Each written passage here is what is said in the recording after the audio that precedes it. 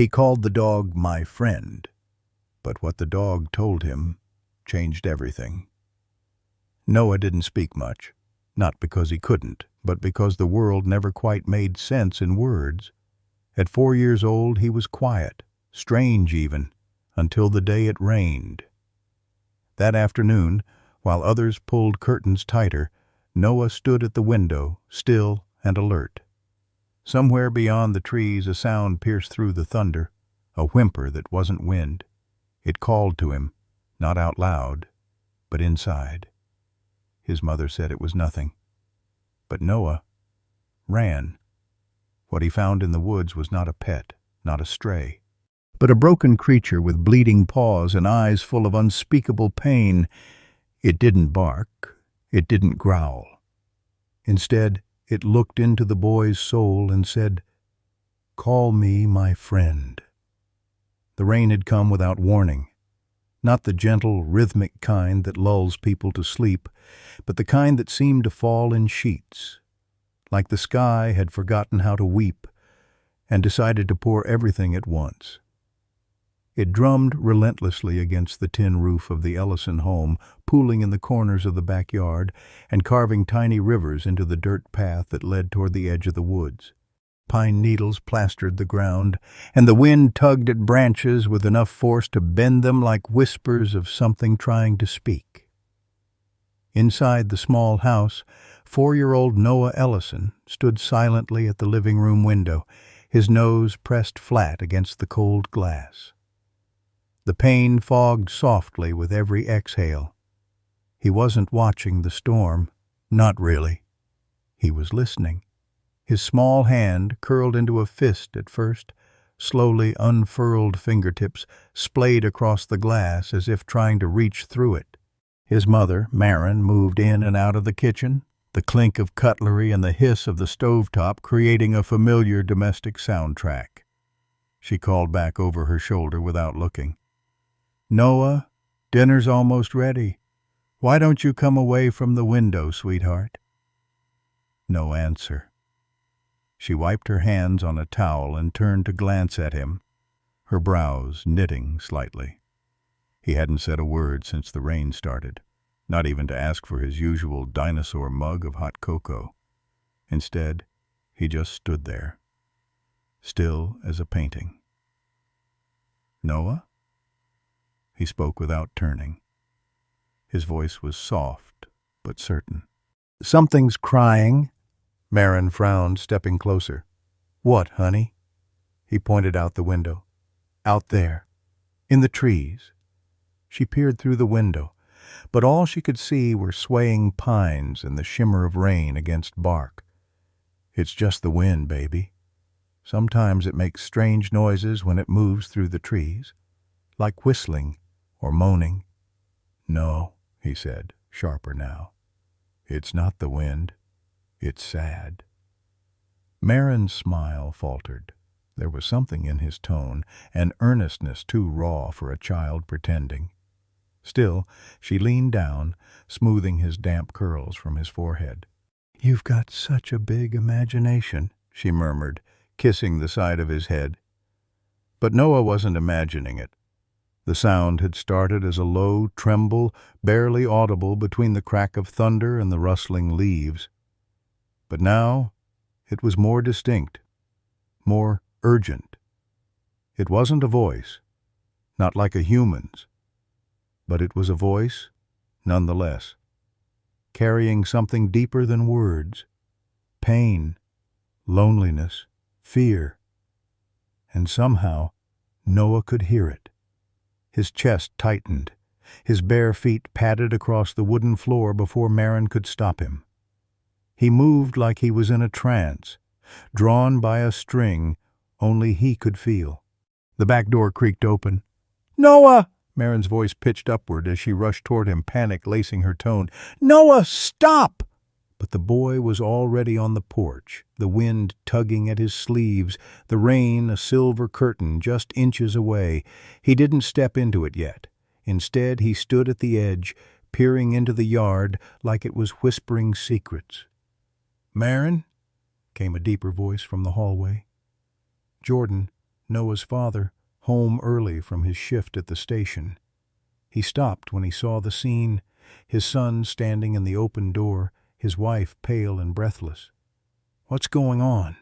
"I told him not to go outside," Marin said quickly, still trying to get Noah's attention. "But he said he heard something out in the woods." Jordan stepped forward, placing a steadying hand on her shoulder. "Buddy," he said to his son, "what did you hear?" Noah didn't answer him either. Instead, he took one small step off the porch. Marin started forward, but Jordan held her back. "Wait," he said softly. Something in Noah's face, something about the way he tilted his head, like he was listening with more than just ears. A gust of wind scattered rain onto his cheeks, but he didn't flinch.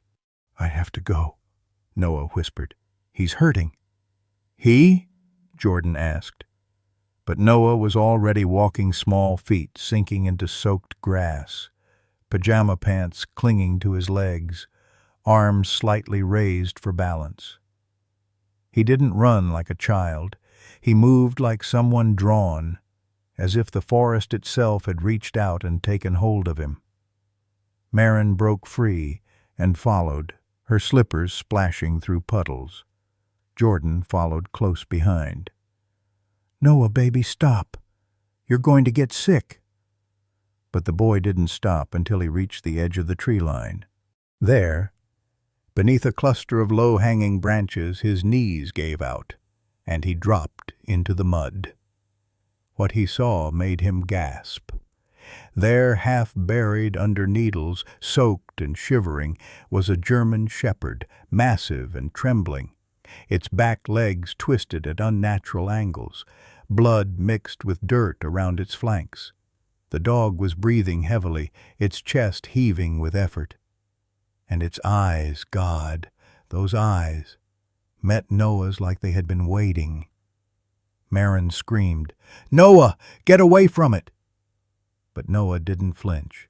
Instead, he crawled forward on hands and knees. "It's okay," he said, not aloud, but in his head. Because just then he heard it, a voice, not a bark, not a growl, but something softer, lower, inside him. "Call me my friend." The earth beneath Noah's knees was cold and slick with pine needles, his little fingers sinking into the mud as he leaned closer. He didn't feel the rain anymore. It was like the entire forest had gone silent.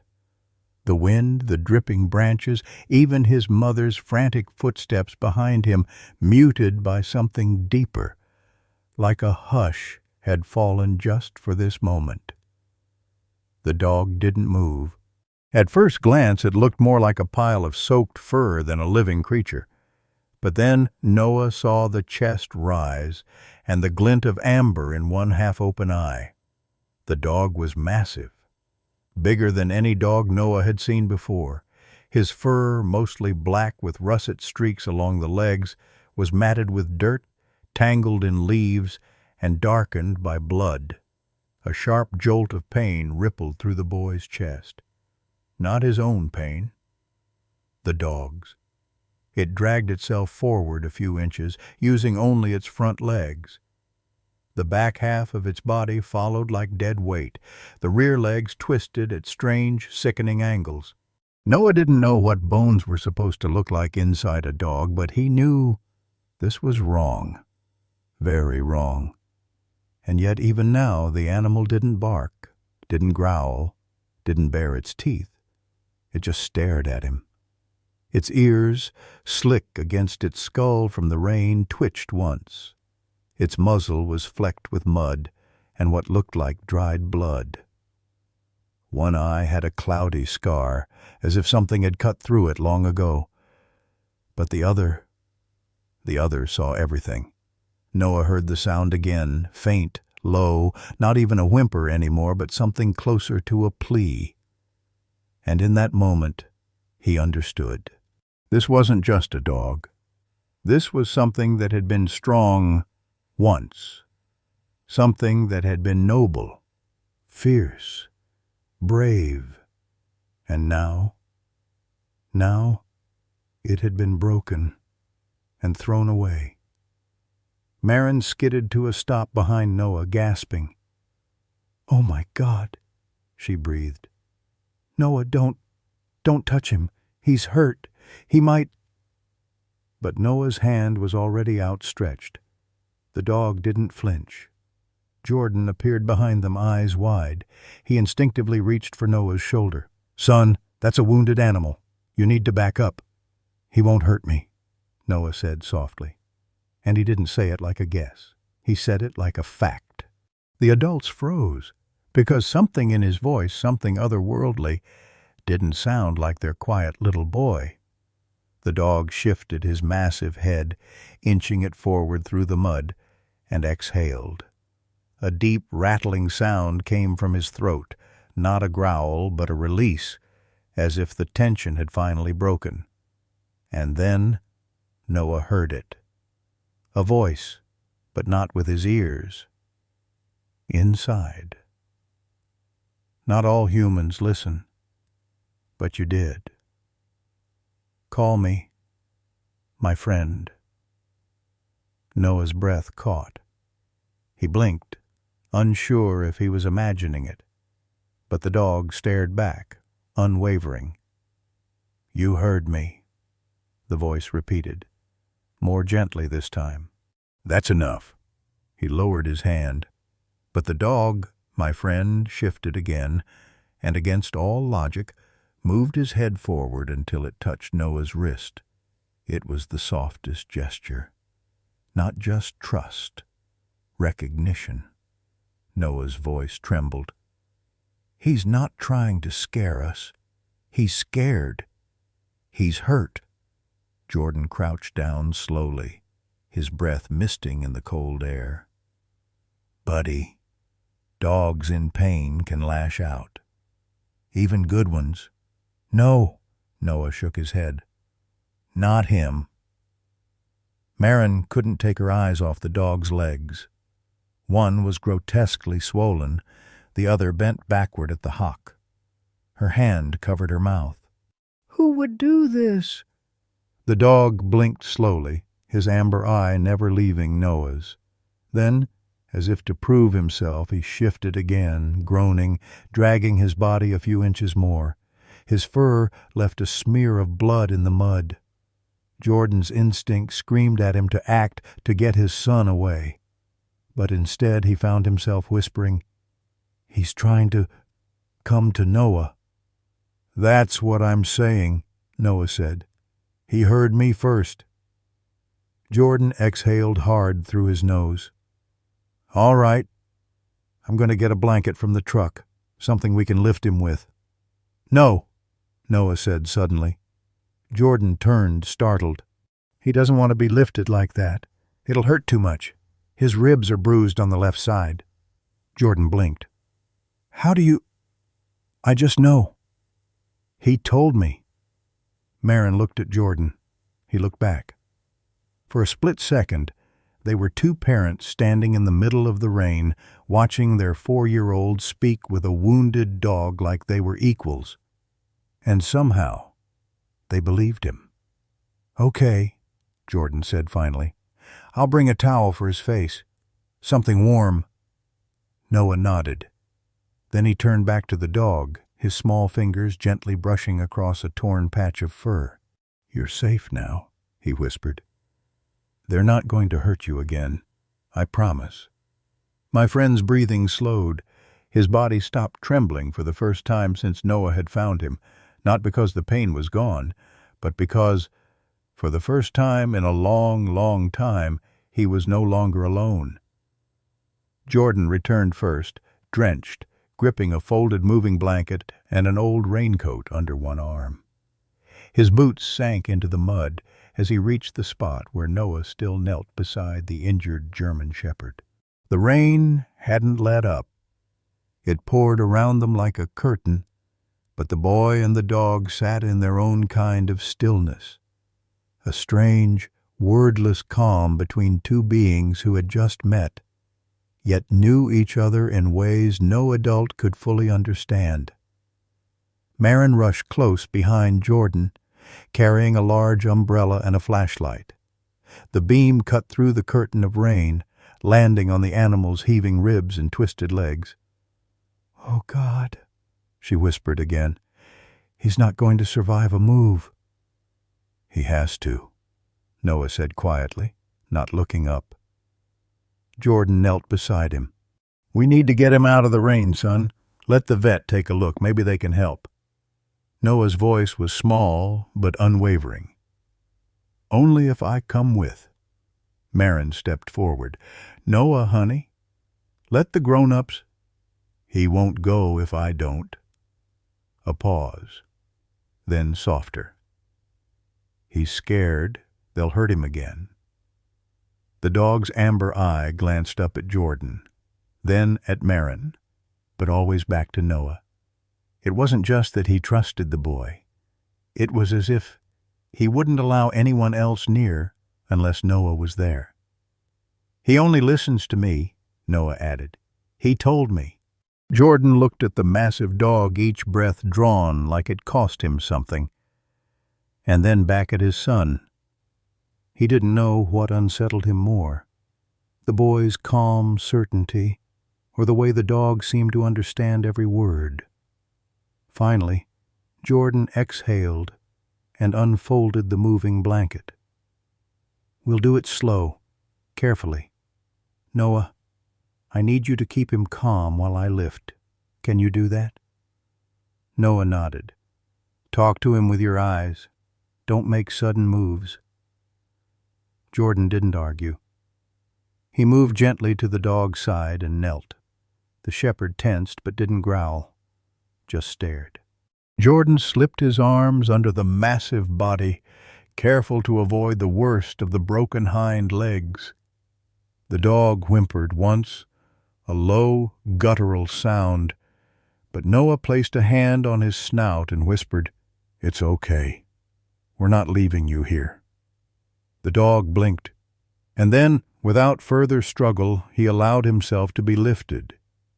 It was heavier than Jordan expected. Dead weight. Bones and muscle slack with exhaustion, but still dense with power. His arms strained, and he adjusted the blanket around the dog's back to keep the legs from dangling. "Open the back seat," he grunted to Marin. She ran ahead, fumbling with the car key, yanking open the door and throwing towels onto the seats. Rain poured in through the door frame, soaking the upholstery, but no one cared. Jordan gently placed the dog down, arranging him across the back seat like a child would a fallen soldier. The dog groaned, barely audible. His ears twitched again when Noah climbed in beside him. "I'm coming too," Noah said, fastening nothing, just sitting cross-legged beside the dog's soaked fur. Marin climbed into the front passenger seat, heartbeat thudding like a drum. "Where are we taking him?"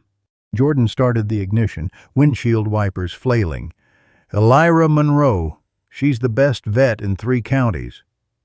She doesn't work at this hour. She will if it's Noah."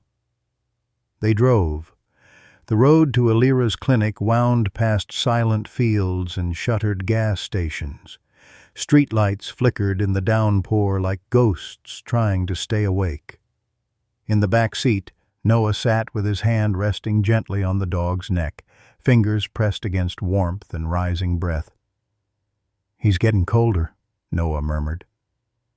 Marin turned to glance at him, her voice trembling. "Baby, how do you know all these things?" Noah didn't answer at first, then softly, "Because I don't hear him like talking. I feel him like pictures in my chest. They're sad, sometimes scared, sometimes mad. But I can tell what they mean." Jordan gripped the wheel tighter. "I think," Noah added, "someone used to talk to him that way. But they stopped. They hurt him instead." Jordan and Marin exchanged a glance, both knowing this was no fantasy. Noah leaned down, placing his forehead against the dog's. Rain still clung to the fur, and the smell of earth and blood filled his nose. The dog didn't move. He just sighed, a sound deep from the ribs, ancient in its grief. "You're not broken," Noah whispered. "You're just waiting for someone to see you again." The dog's eyes fluttered closed. Jordan made the final turn as the clinic's lights appeared in the distance. A dull orange glow behind fogged windows. The building looked asleep, but hope lived inside it. "Almost there," Jordan muttered. Marin reached back, brushing Noah's shoulder. "Stay with him, okay?" Noah didn't respond. Because in that moment, as the car cut through the rain and approached the gates of a long night's reckoning, boy and dog had already made a promise. Neither of us will leave the other behind. Not this time. Not again. And sometimes that kind of vow doesn't need to be spoken aloud. The clinic sat like a lighthouse at the end of the rain-slick road, one glowing window among a sea of darkness. Jordan pulled into the gravel driveway, headlights slicing through the fog. As the engine cut off, there was a brief silence. Just the ticking of cooling metal and the gentle whimper of the dog in the back seat. Noah never let go. His small hand remained resting on the dog's chest, fingers splayed just above the rib cage as if he could keep the heart steady by will alone. Inside the clinic, the lights flickered on just as Jordan reached the front door, pounding with his fist. Dr. Elira Monroe, pulled from sleep, still wore a sweatshirt under her white coat, hair tied into a hasty bun. She opened the door slowly, blinking against the porch light, her expression somewhere between irritation and concern. "Elira," Jordan said breathlessly, "we need you." Her eyes scanned past him to the car where Marin stood with the back door open, shielding Noah and the crumpled mass of fur behind him. "Oh, God," she whispered. In moments the exam room was cleared and towels were laid. Jordan carried the dog in carefully, the way one would carry a wounded comrade. The floor beneath him stained red as he moved, a slow drip of dark blood trailing behind them. Elira stood frozen for a breath when the shepherd was placed gently onto the table. Her gaze swept over the twisted legs, the raw patches of skin, the puncture scars along his abdomen. She'd seen cruelty before. But this was intentional. Noah stood beside the exam table, his face pale, soaked sleeves clinging to his wrists. He reached up and touched the shepherd's ear, whispering softly, "We're here now. You did good." Elira blinked. "He responds to him?" Jordan nodded. "Only to him." Elira raised an eyebrow. "Has he said anything?" Jordan looked at Marin. Marin hesitated. "You mean barked?" "No," Elira replied. "I mean anything. Signs, tail movement. Vitals are one thing, but has he engaged?" Jordan folded his arms. "Not to us." Noah spoke up. "He told me his name." The adults turned toward him. Elira knelt slightly to meet his gaze. "He did?" Noah nodded. "But only in here." He pointed to his chest. "What did he say?" "He said his name used to be Valor." Elira's expression flickered.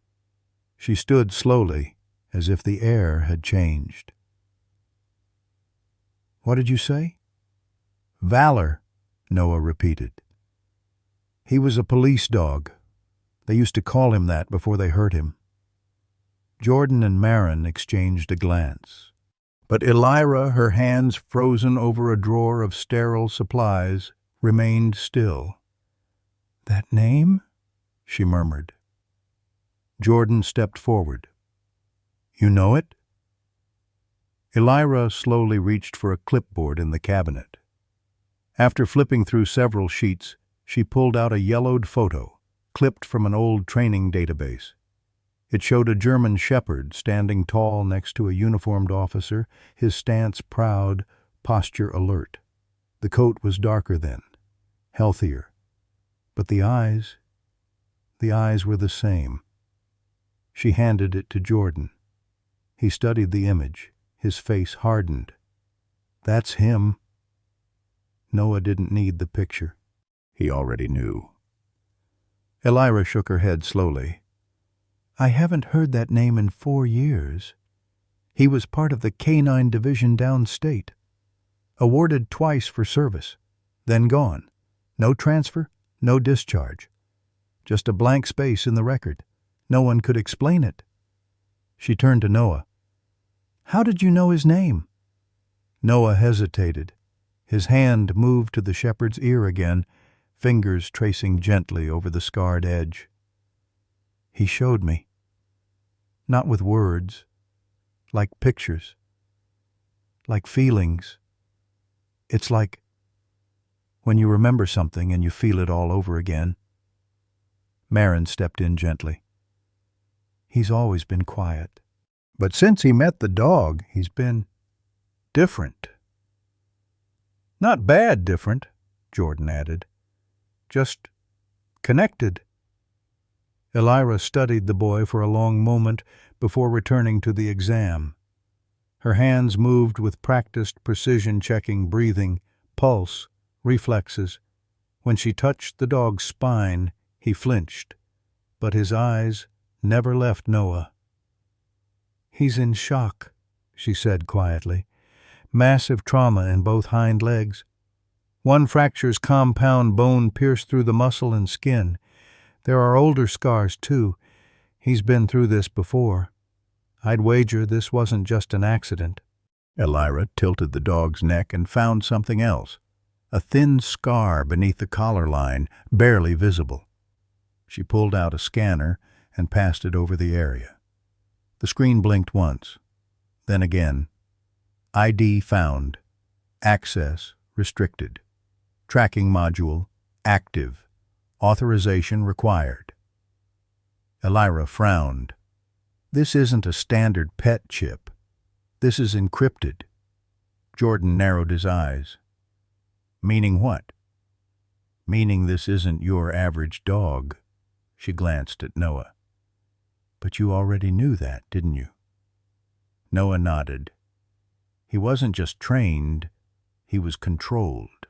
Elira pressed lightly along the shepherd's ribs and paused. Bruised, left side, just like he said. Jordan stepped back, his heart pounding. Elira, what kind of place would do this to a K-9? She looked at him. The kind that doesn't want him remembered. And as the dog lay there, bloody, silent, still, Noah placed both hands on either side of his face, leaning down until their foreheads touched. You're not Valor because they called you that, he whispered. You're Valor because you kept going. The dog's eye closed, but in the silence of the clinic, every adult in that room could feel it. A bond had been made, one no one could explain, and none of them dared to break. The exam room had gone quiet, not the peaceful kind, the kind thick with realization, with questions no one was ready to ask out loud. Dr. Elira Monroe stared at the handheld scanner like it had just betrayed her. Again, the message blinked. Access restricted. Implant active. Level MilGov Class 4. She reset the scanner and tried again, slower this time, scanning along the scar beneath Valor's fur just above the collarbone. Same result. She muttered to herself, barely loud enough for the room to hear. This isn't a PET chip. Marin took a step forward, eyes narrowed. Then what is it? Elira stood slowly, like someone walking out of a fog. I've never seen anything like this in domestic animals. This isn't veterinary grade, not commercial, not even law enforcement issue, not the kind I've seen used in K-9 units. Jordan folded his arms. But he was a K-9. Valera nodded. Yes, but this is military or black ops grade. At least 3 generations ahead of standard tracking implants. And more importantly, she turned to the monitor on the desk, it's not just tracking. It's feedback enabled. Marin blinked. Feedback? It can send signals, electric pulses, possibly chemicals, behavioral reinforcement. Think remote stimulation, but invasive. Pain-based. She hesitated, then added, control-based. There was a stunned silence. Noah, who'd been sitting silently beside Valor's table, suddenly whispered, They used it to punish him. When he ran. Elira turned. What did you say, Noah? The boy didn't meet her eyes. His fingers curled gently into Valor's neck fur. They pressed something, made it buzz inside him, made him fall over. He didn't understand why, but he felt it burn, behind his eyes, behind his teeth, like the world got smaller. Elira's mouth parted, but nothing came out. Jordan looked between them. How would he know that? Marin already knew. She didn't say it, but she knew. Elira moved back to the dog, now laying almost lifelessly on the table, breathing shallow.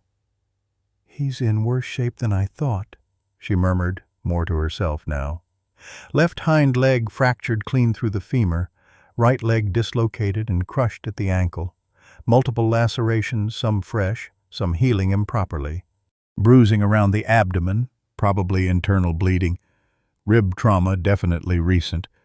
But she moved to Valor's skull, lifting the skin gently along the jawline, then further back toward the occipital ridge. There are older scars, too, sawn edges, like a surgical access. Something was implanted, then removed or moved. Noah reached into his coat pocket. From it, he pulled a crumpled piece of paper. His drawings. He handed them to Elira without a word. The top sketch showed a cage, not a simple kennel, but something engineered with bolts, restraints, and a dark panel embedded in the ceiling. There were wires, boxes, tubes. The next sketch showed a man in a lab coat with no eyes, just black circles where they should have been, and what appeared to be dogs inside surgical rooms. In every sketch, the same symbol was hidden somewhere in the background. A red door. Elira looked between the drawings and the dog. Her voice came out like ash. Noah, have you been there? He shook his head.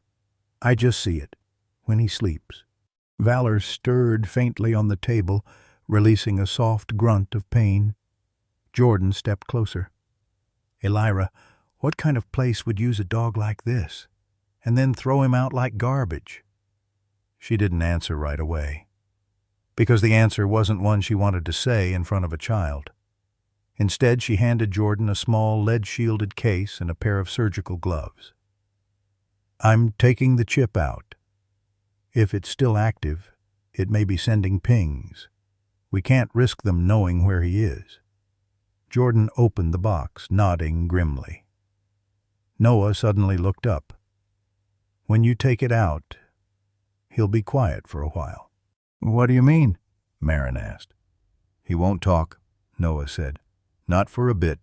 He's scared it'll hurt again.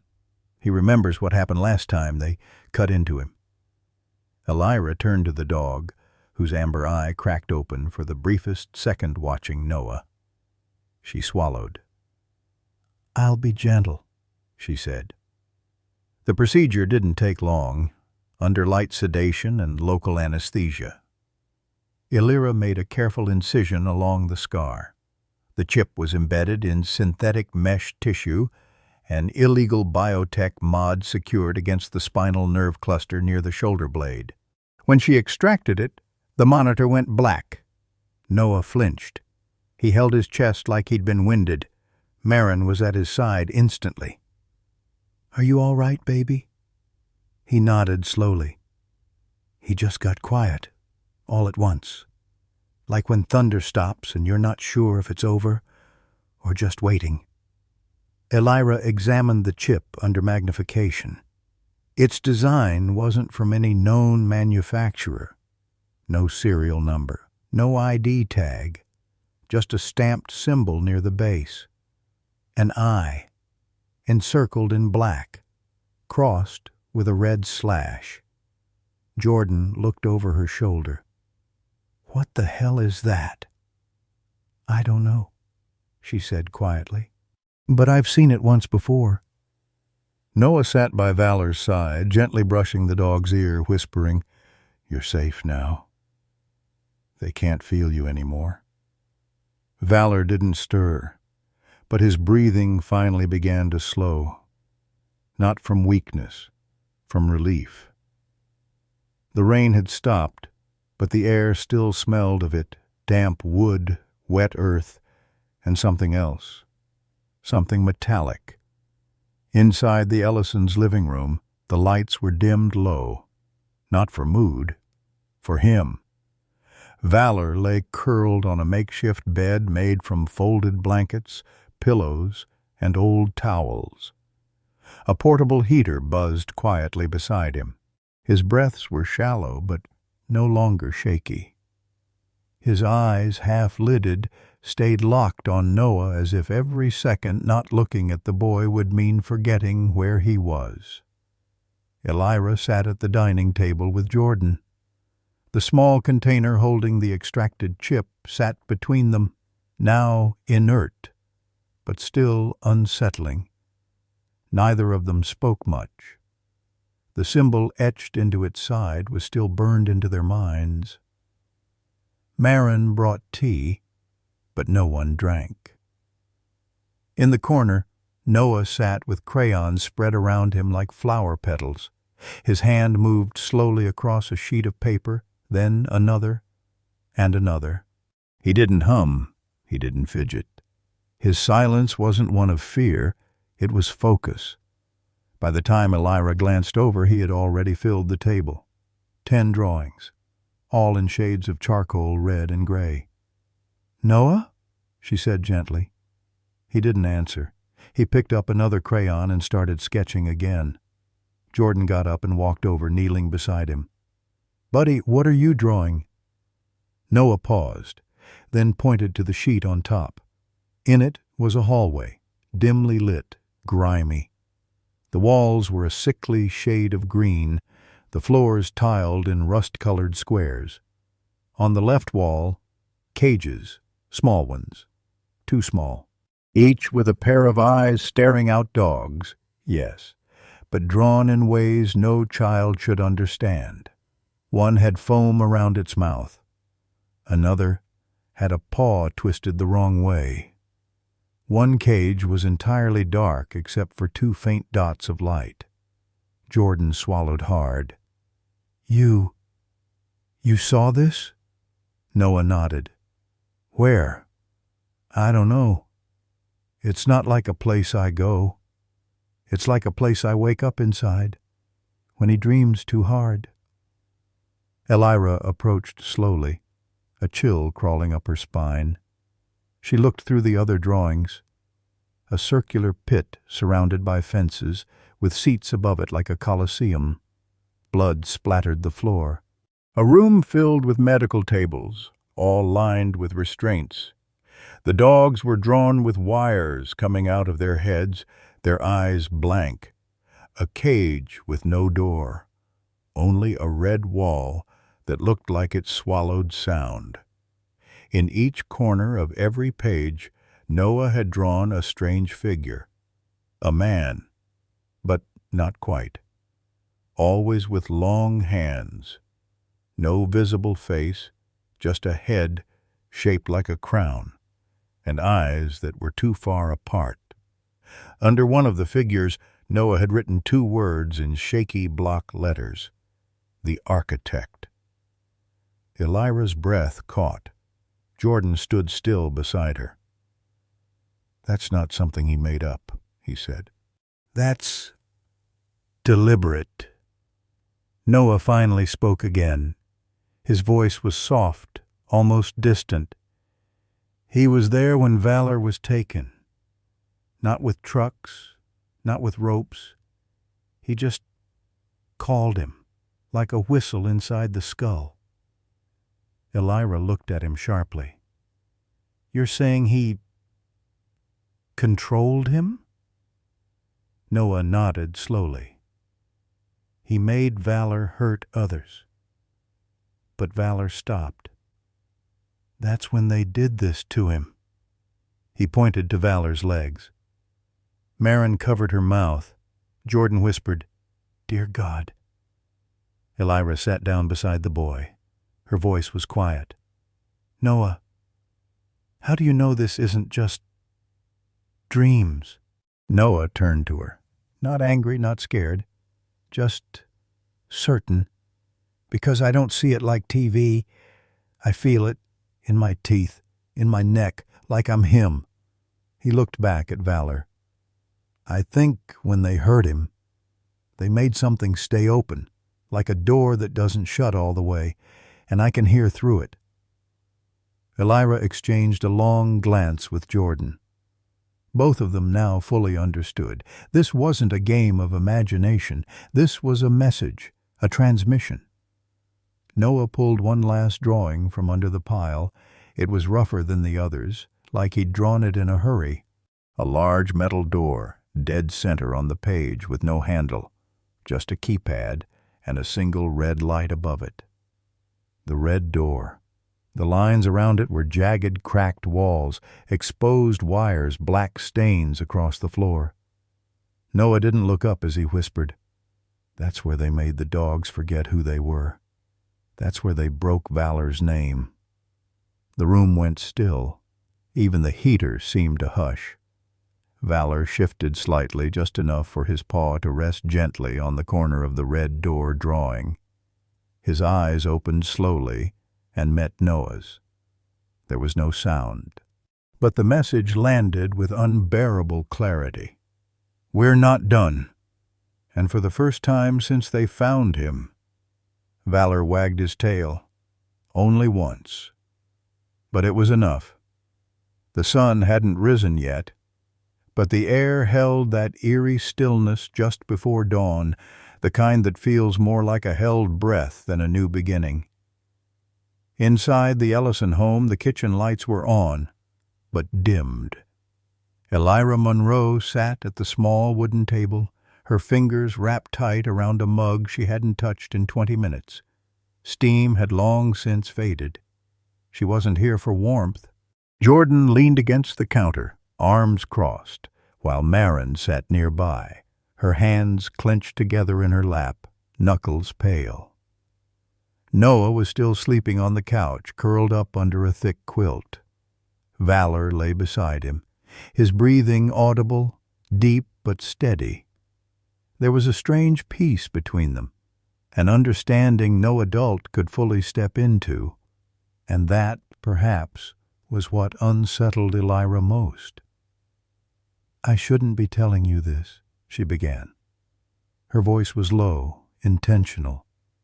But if I keep quiet, that dog and possibly your son could end up disappearing. Jordan stiffened. What do you mean? I mean there's something happening in this county, she said, eyes flickering toward the hallway to ensure Noah was still asleep. And it's been happening for longer than anyone wants to admit. She reached into her coat pocket and pulled out a folded folder, dog-eared, weather-worn, and not official. Clippings, notes, printed emails. She slid it across the table to Maren. They call it a behavioral rehabilitation program. Sounds harmless enough. They claim to take in aggressive or retired working dogs canine units, retired military canines, even strays deemed problematic. But when I started seeing patterns, I dug deeper. Jordan unfolded the top sheet. A photo of a compound chain-link fencing, rusted metal gates, and a single low building painted a neutral gray. Generic. Purposefully forgettable. I've treated over a dozen dogs in the past 5 years with injuries they shouldn't have survived, scars that don't come from car accidents or falling down stairs, bite patterns, blunt trauma, burn markings, and always the same story. We found him wandering, probably got into a fight. Elira tapped the photo. Most of them had no microchip, or the chips were fried tampered with. Marin whispered. Like Valor's? Elira nodded. Exactly. She pulled out a second photo blurrier, taken from a distance with a zoom lens, a small truck with a corporate logo on the side, Monarch Enterprises. I traced the shipments of medical supplies delivered to these rehabilitation centers. Every single one is tied to Monarch. Officially, they're a logistics company, warehousing, animal supply transport, but their records don't match up. Too many gaps. Too many vet supply invoices with no delivery confirmation. Jordan frowned. Have you gone to the police? I did, a year ago. What happened? They thanked me, took copies of everything, said they'd investigate.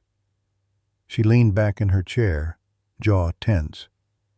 The next week, 2 dogs I was treating were taken from my clinic during the night. No signs of break-in, no footage from the outdoor cameras. Just gone. Marin's voice was tight. Did you report that? Elira looked at her. Yes, but no one filed the case. I called 3 times. A week later, my clinic was inspected by county officials. Fines, threats, bureaucratic pressure. She paused, then added, That's when I stopped asking questions. A silence fell over the room like a weighted blanket. Jordan thumbed through the clippings. Why are you telling us now? Elira's eyes drifted to the couch. Because I've never seen a dog like him walk away from that kind of place. Not with that much trauma and that much memory. And I've never seen a child draw the inside of a facility no one's ever photographed, not even law enforcement. She lowered her voice. I think your son isn't just gifted.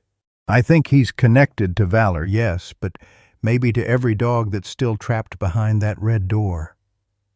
Jordan ran a hand through his hair. This is bigger than any of us. That's what scares me, Elira replied. It's not just a few bad people in the woods hurting dogs. It's a network, protected, hidden. And Noah, he might be the first real crack in the silence. Marin looked down at the open file. On one page, written in black ink, circled twice, were the words, No access without clearance, R.D. Red door, she whispered. You think it's real? Elira nodded slowly. I think it's more than real. I think it's where they break them.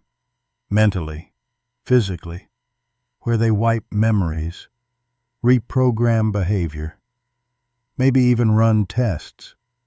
And if what Noah's seeing is accurate, they're not just training attack dogs. They're building weapons. Jordan exhaled, then stood and moved to the window, peeking through the curtain. Still nothing outside. But now even the quiet felt watched. Marin reached out, covering Elira's hand. What do we do? Elira's voice was firm but laced with a quiet sorrow. We protect them. Valor needs time. Noah needs safety. And we need to find someone we can trust, because whatever Monarch is hiding, they won't stop. Especially now that one of their assets just woke up. A faint whine cut through the silence. They turned. Noah was awake. He sat up slowly on the couch, Valor's head resting in his lap. I heard you talking, he said softly. You don't have to be scared. Why's that, sweetheart? Marin asked gently. Noah looked down at Valor, ran his fingers through the dog's fur. Because my friend says, we're not alone anymore. Valor didn't move much at first. Even with the splints on his legs and the low doses of pain medication Elira had carefully adjusted, the German shepherd mostly lay still, his body too exhausted, too beaten to fight or flee. But it wasn't fear that kept him down. It was memory. Noah stayed by his side nearly every hour he was awake. He ate his breakfast sitting cross-legged next to the dog's bed. He colored pictures, using Valor's breathing as rhythm. Sometimes he just rested his head gently on the dog's flank and whispered things no adult ever quite heard. And Valor let him. He let the boy tug on his ears when he got bored. Let him trace the healed-over scars along his ribs. Let him fall asleep with a hand buried deep in his fur right over his heart. It was a language without grammar.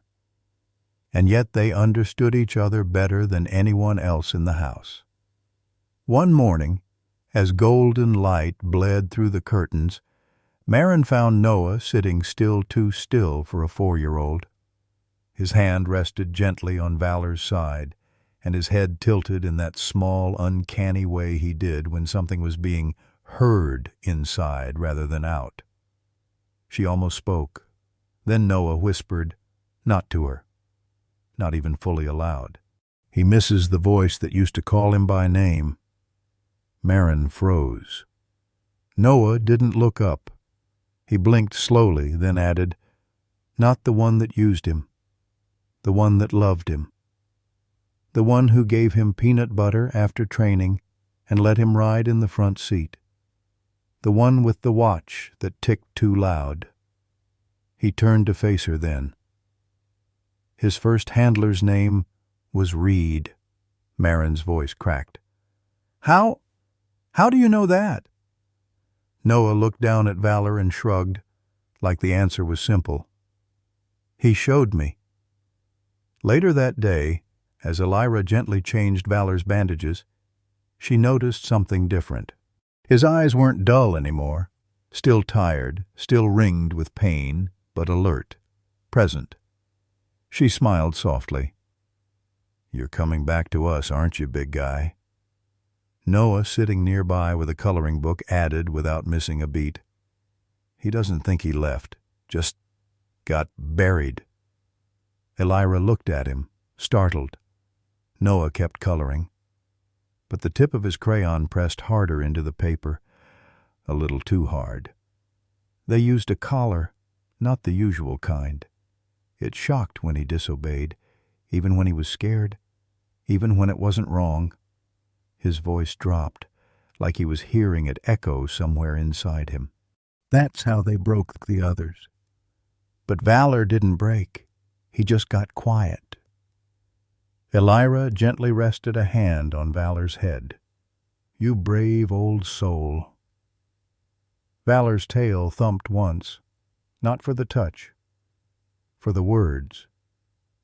That evening, as thunder murmured in the distance and rain returned in a slow rhythmic patter, Jordan sat with Noah and Valor in the living room. The TV was on, but muted something about local news, a traffic pileup, and whispers of a missing dog. Noah wasn't watching. He was curled up against Valor, whose breathing now rose and fell in rhythm with the boys. Then, without prompt, Noah whispered, his first real memory isn't of training. It's of a porch. Jordan turned down the volume further. What kind of porch? Noah's eyes unfocused. Wooden, painted white but chipped, a red ball in the grass, someone laughing soft like a mom, then a man in uniform. He kneels and scratches behind the ears and says, "Let's go earn our place, soldier." He was silent for a moment, then added, "That was before the cages." Jordan's throat tightened. And the man? He never heard him, but he, disappeared. Jordan looked at Valor, who, though injured, watched him back, calm, unblinking, like he knew they were talking about ghosts. Over the next week, The bond grew stronger. Noah began to speak for Valor, not just in fragments, but full thoughts. He started using words he hadn't been taught, descriptions too precise for a child. Elongated seizure response, conditioned fear, enclosure fatigue. He'd say these things softly, absently, as though hearing them bleed into his head through static. Marin tried to distract him with puzzles, books, cartoons, but the boy always returned to Valor, as if the dog was his tether to something larger and something broken. Sometimes when Noah cried in his sleep, Valor would nudge him awake before anyone else noticed. Sometimes, when Valor twitched in his dreams, his jaws tightening, legs spasming, Noah would place a hand over his muzzle and whisper, "It's not real anymore," and they'd both settle. One night, during a storm heavier than most, the power blinked out. Elira lit candles. Jordan found a flashlight. Marin double-checked the windows. In the flickering light, Noah sat awake beside Valor, who hadn't moved in hours. Noah looked at his father, then back at the dog. "He wants to go back." Jordan knelt. "Back where?" Noah pointed toward the woods. "Not to the red door, to the other one. The one he saw before it all went dark." He paused. "He thinks the other dogs are still calling, but not to him, to me." Jordan's eyes widened. "Because he can't answer anymore," Noah said. "But I still can." In the quiet, thunder cracked like a distant scream, and through it all Valor's eyes never left the boy. Because now, he wasn't the protector. He was the messenger. And Noah, the boy who could listen, was becoming something else entirely. It started with a red crayon. Noah had been quiet that morning. Too quiet. The kind of silence that didn't come from peace, but from something stirring underneath. The storm had passed. Outside, wet leaves clung to windows. The house smelled of oatmeal and damp socks, of lived-in corners, and too many whispered things adults didn't want to say aloud. Valor slept nearby, his breath shallow but steady bandages replaced, tail twitching faintly in dreams only Noah seemed to understand. He didn't ask for permission. He just pulled the stool up to the largest wall in the hallway, the one Jordan had painted cream 2 years ago, and began to draw. At first Marin thought it was just a child's distraction, a splash of red, a few heavy lines. But then came the shape's angles too exact for a 4-year-old. Symmetry, geometry, proportions. He switched colors, black for fencing, gray for concrete, green for fake grass, blue oddly for the shadows. And then he picked up red again. This time he drew a door, tall, too narrow, with a strange hatch window near the top. He outlined it over and over, his little hands pressing too hard, snapping the crayon in two. He didn't flinch, just picked up the stub and kept going. By the time Elira stepped inside, her breath caught. "What is this?" she whispered. Noah didn't look away. His voice was thin but clear. "It's where they hurt them." Elira approached slowly. "Who, sweetheart?" He turned his head slightly, eyes distant, then pointed to the cage-like outlines beside the door. "The others.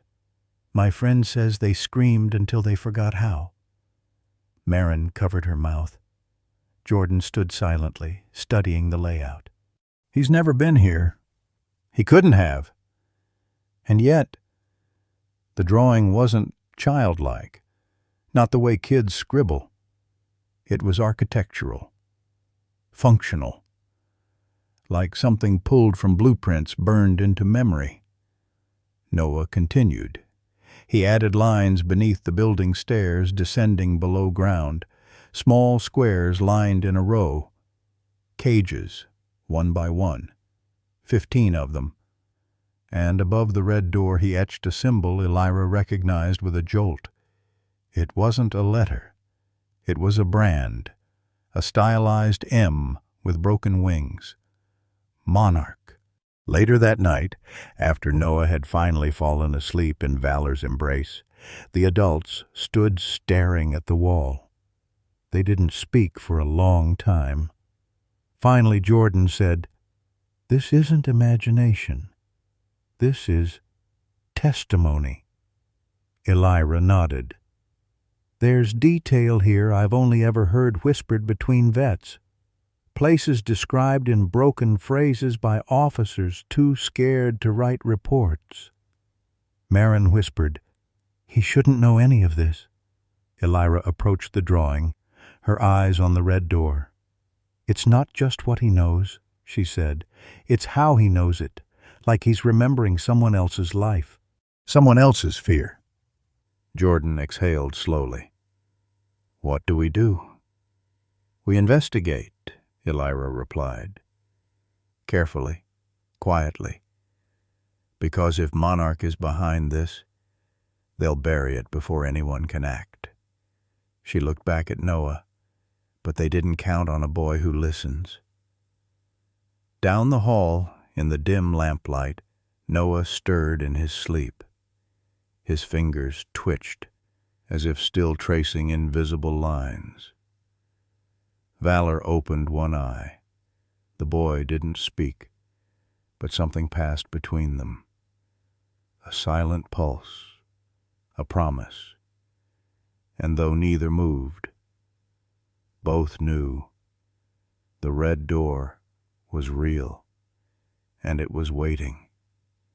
It was a quiet morning, the kind that followed storms like apologies, sunlight soaking into wet soil, wind weaving gently through drying leaves, and a stillness in the air that felt earned. Marin had just finished folding laundry. Jordan was in the garage fixing the busted latch on the shed. Elira had promised to return later with more antibiotics. Noah sat on the living room rug, his legs folded beneath him, a deck of animal cards spread across the floor. Valor lay nearby, head resting on his paws, tail twitching once for every card Noah turned, silent, content, watching. And then came the knock.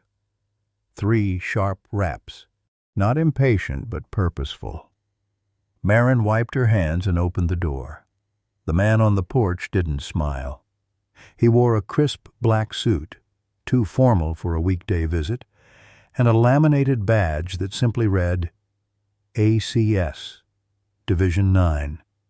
His hair was slicked back, his expression unreadable, a folder tucked neatly under one arm. "Good morning," he said. "I'm Agent Lennox, Animal Control Services." Marin furrowed her brow. "Animal Control doesn't usually send agents in suits." He held up the badge without a word. "I'm here about the German Shepherd you recently took in. Reports indicate it may be injured. And unregistered." Marin hesitated. "We've already had a vet see him." "I'm sure you have," Lennox said smoothly. "But Valor belongs to a classified database. His presence here constitutes unlawful possession of federal property." The use of the name hit like a bullet. She hadn't said it, not to anyone official. Her voice caught. "We never called him that." Lennox's eyes narrowed. "May I come in?" In the living room, Noah froze mid-move. Valor's ears twitched. Then slowly, silently, he rose to his feet, front legs trembling, but jaw set. The air shifted. Even without sound, something in the atmosphere thickened, like static before lightning. Noah whispered, "He's bad." Marin stepped aside slightly, blocking the agent's view into the room. "My son is resting. The dog is recovering. You'll need a court order." Lennox's smile didn't touch his eyes. "You misunderstand. This isn't a custody discussion. The animal in question is part of an active investigation. His relocation is a precaution." Then, from the living room came the sound, not a growl, not exactly, more like a vibration that started in the floorboards and moved through the air, low, ancient, dangerous. Lennox stepped forward, and Valor stepped into view. He stood tall, battered legs locked, chest expanded. His eyes locked onto the agent like iron. The growl deepened. Noah stood behind him, one small hand on the dog's back, the other clenched into a fist. "You won't take him," he said. Lennox's voice didn't waver. "The dog is a liability, a potential threat. He may be carrying traces of— He's carrying memories," Noah cut in. That stopped the man. "He remembers the cages, the pits, the ones who hurt him, and you were there." Lennox's jaw tightened. "You're a clever boy." He turned back to Marin, his tone clipped. "This house is now under temporary review for non-compliant harboring of a restricted canine. Expect a follow-up visit within 72 hours. Then he leaned in just slightly. "You might want to prepare your son for a loss. The government has a long reach. And very little patience." He turned and walked down the steps. Before he reached the gate, Valor let out a single sharp bark. Not loud, not aggressive, but precise. And Lennox flinched. After the door shut, the house remained quiet. Noah pressed his face into Valor's fur. Marin's hands trembled. "Who the hell was that?" Jordan appeared from the hallway, holding a small camera. "Got his face, and his plate." "Do you think he'll come back?" Jordan didn't answer. Noah did. "Not alone." He looked up. "They know he remembers. They want to erase him before anyone listens." Valor sat beside him, still, but his eyes never left the window. And outside the wind shifted again, not like spring, not like peace, like warning. It took nearly an hour to prepare. Elira laid out everything she needed on the kitchen table. Gloves, antiseptic, fine-tip forceps, surgical gauze, a headlamp, and a sterilized scalpel kit. It wasn't a veterinary table, but it would have to do. Jordan disinfected the table surface 3 times. Marin stood nearby with a bucket of warm water and towels. The house smelled faintly of bleach and lemon oil. Valor lay silently on the floor beside Noah, who had refused to leave his side. "He knows," Noah whispered, stroking behind the dog's ears. "He knows we're going to take it out." Elira pulled on her gloves, her expression unreadable but focused. "We'll have to sedate him lightly," she said. "Not completely. I want his reflexes just dulled enough so I can find the chip without damaging nearby tissue." Marin knelt beside her. "Can you do it safely?" Elira didn't answer right away.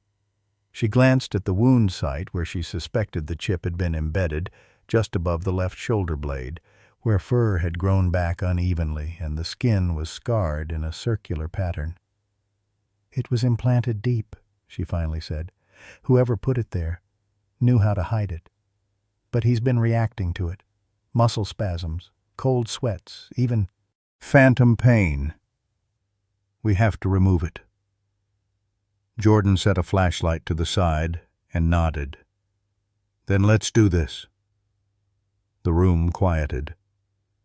Valor was lifted gently onto the table, Noah holding his front paw the entire time. Elira administered a light sedative just enough to slow the heartbeat without dimming the fire in his eyes. As she cleaned the site, she murmured under her breath, "Hang in there, big guy." Then to Noah, "Keep talking to him. I don't know if he can hear you, but I think he listens to your voice." Noah leaned in close. "You're okay now. It's just a sliver. like a thorn, but it doesn't belong in you." He paused, then added softly, "They used it to find you and punish you. But we won't let them hurt you again." Elira made the first incision, small, shallow, precise. Valor didn't flinch, but his eyes blinked rapidly. A muscle spasmed under the skin. Elira's brow furrowed. "There's resistance here, not normal scar tissue." She probed carefully, using the forceps to navigate around nerve endings. Then she found it. A click. She froze. The chip was embedded within a capsule coated in a black polymer that didn't match any domestic tech she'd ever seen. It wasn't the size of a grain of rice like civilian microchips. It was shaped like a tiny shard of graphite. Sleek, angular, engineered. She pulled it free. The second it left his body, Valor let out a shuddering breath, not a whimper, a release. Elira dropped the chip into a metal tray. Noah stared at it and whispered, "It's not listening anymore." Jordan approached slowly, staring at the object like it was something venomous. Elira narrowed her eyes. "That's not standard. That's military. Maybe even beyond military." She grabbed a magnifier and examined the surface. No serial number. No company logo. Just a faint insignia barely visible, a stylized wing encircled by jagged lines. Marin whispered, "Do we keep it?" Jordan shook his head. "If they can track it, they can follow it. We crush it now." Elira didn't hesitate. She took it outside, placed it on a concrete paving stone, and with a flathead hammer smashed it.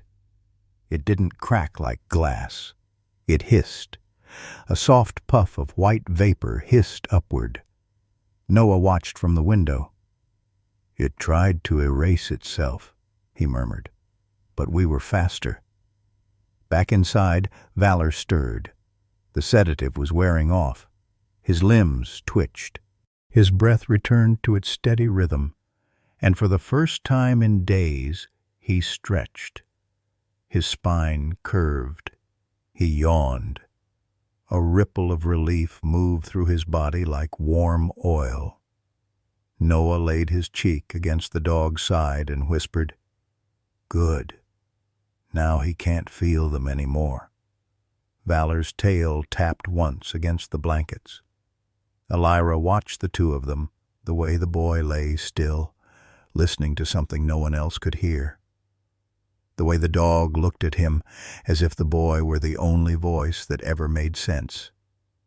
She stepped back and said softly, "That wasn't just a chip. That was a leash." Jordan added, "And we just cut it." That night, no black cars circled the street. No agents in suits knocked again. And yet, no one in the house truly rested. Because sometimes, silence isn't peace. It's a pause before the storm realizes it missed a target. The night folded over the neighborhood like a heavy wool blanket, quiet. Too quiet. No wind, no rain. Just the hum of distant streetlights and the faint creak of cooling wood as the house settled into stillness. Everyone had finally gone to bed. Elira had returned to her clinic. Jordan double-checked every lock, every window. Marin kissed Noah's forehead twice, brushing a curl behind his ear before whispering, "You're safe now, sweetheart. Promise." She believed it when she said it. But promises didn't hold back what came next. It was 2:13 a.m. when Noah's eyes snapped open. No sound, no scream, just presence. He sat bolt upright in bed, sheets damp from sweat, heart thudding like a drum someone else was banging in his chest. Across the room, Valor stirred, ears twitching, nose lifted, a low whine built in the dog's throat. Not fear, not pain, warning. Noah slipped from bed and padded barefoot to the window. He pulled back the curtain just a sliver, and there it was, a black sedan parked exactly across the street. Not idling, not moving, just watching. Its windows were tinted to pitch, no lights on, no plates. But Noah knew. "He's here," he whispered. "Not just for Valor this time. He wants me." Downstairs, the night light in the hallway flickered. Once, then went out. Valor was already moving. Despite his injuries, he limped forward with surprising urgency, positioning himself between Noah and the door like a sentinel awakening from 1,000-year sleep. Marin's footsteps thundered up the stairs a moment later. Jordan followed, eyes still fogged from sleep. "What is it?" she asked, panting. Noah didn't turn from the window. "They found us." Jordan peered through the curtain. "Could be anyone." Noah shook his head. "No, it's him. The man in the black suit. But not just him. The one who tells him what to do." He turned around, eyes wide but not tearful. "He's the one who built the cages. The one who made the dogs fight. Valor calls him the architect." Silence followed. Valor gave a sharp huff. His fur bristled along his spine. Jordan clenched his jaw. "How do you know this, kiddo?" Noah pressed a hand against his temple. "Because he's trying to listen to me now. Like tuning a radio. But he can't. Not yet." Marin knelt beside him, her voice trembling. "What does he want?" "He wants to know how I hear them. The others. The ones still in the cages. He thought dogs were just tools. But he was wrong. They remember. And now—" Noah's gaze lifted. "They're remembering through me." Down on the street, the black car remained parked. Then its brake lights flared red. It didn't drive away, just lit up the silence. Valor growled. But this growl was different than before. Lower, deeper, almost mournful, like he knew what that red meant. A signal, a countdown, a promise. Jordan said quietly, "They're trying to scare us." Noah didn't look away from the car. "No, they're trying to test us, to see if we'll run. But Valor says we don't run. We stand, like his old unit did." Marin's eyes flicked between them. "So what do we do?" Noah stepped back from the window, voice steady now. "We get ready, because the next time they knock, it won't be to talk." That night, no one went back to sleep. Jordan sat by the front door, shotgun unloaded, but nearby more for symbolism than strategy. Marin brewed coffee and didn't drink it. Noah curled beside Valor, whispering things into the dog's fur no adult could quite make out. But Valor seemed to understand every word. And outside, as the black car finally eased down the street and disappeared into the misty dark, one fact became undeniable. They knew, and they were coming. The message was short, unsigned, and direct. "If the name Monarch means anything to you, we need to talk. Tonight." It came through the encrypted inbox Sienna Vale hadn't used in over a year, one she swore she'd never open again. But there it was, blinking softly on the cracked screen of her old burner phone. No traceable number, no sender. She stared at it in silence for nearly 10 minutes before reaching for the bottom drawer of her desk. The file was still there, sealed in a duct-taped folder, its edges worn like an old scar. She ran her fingers across the faded label. "Canine theft case. Inactive." Her jaw tightened, and then she reached for her badge. The diner they picked was off the highway, quiet, anonymous, the kind of place that smelled like burnt coffee and lost conversations. Jordan and Marin were already seated when Sienna walked in. She didn't wear a uniform anymore, but she still carried herself like she did, straight-backed, sharp-eyed, tension in every footstep. Marin stood to greet her. "Detective Vale?" Sienna nodded, her tone clipped. "Just Sienna now. I don't wear the title, not after what they did." She slid into the booth across from them, her eyes already scanning the corners, checking for tails. Jordan pushed a manila folder toward her across the table. "We're in trouble. But not just us. There's a kid and a dog, a former police K-9. We think it's all connected to Monarch Enterprises." The name made Sienna freeze. Slowly she exhaled and reached for the folder. The first photo stopped her cold. A battered German shepherd, leg in a brace, scars like lightning across its ribs, eyes hollowed by something more than pain, something like betrayal. And yet, familiar. "Is this Valor?" she asked, barely above a whisper. Jordan raised an eyebrow. "You know the name?" Sienna leaned back. "I do, or at least, I did." She pulled out a folded document from her jacket, a photocopy from an old report. The date on it was from 6 years ago. Subject: Valor, K-9 Unit 2179. Assigned to Sergeant Roman Watts. Deceased. Declared retired. Disappeared en route to final handler. She slapped it down on the table. He never arrived. The transfer van crashed. No sign of the dog. No leads. Case got buried. Marin frowned. "Buried by who?" Sienna's smile didn't reach her eyes. "That's when I started pulling threads.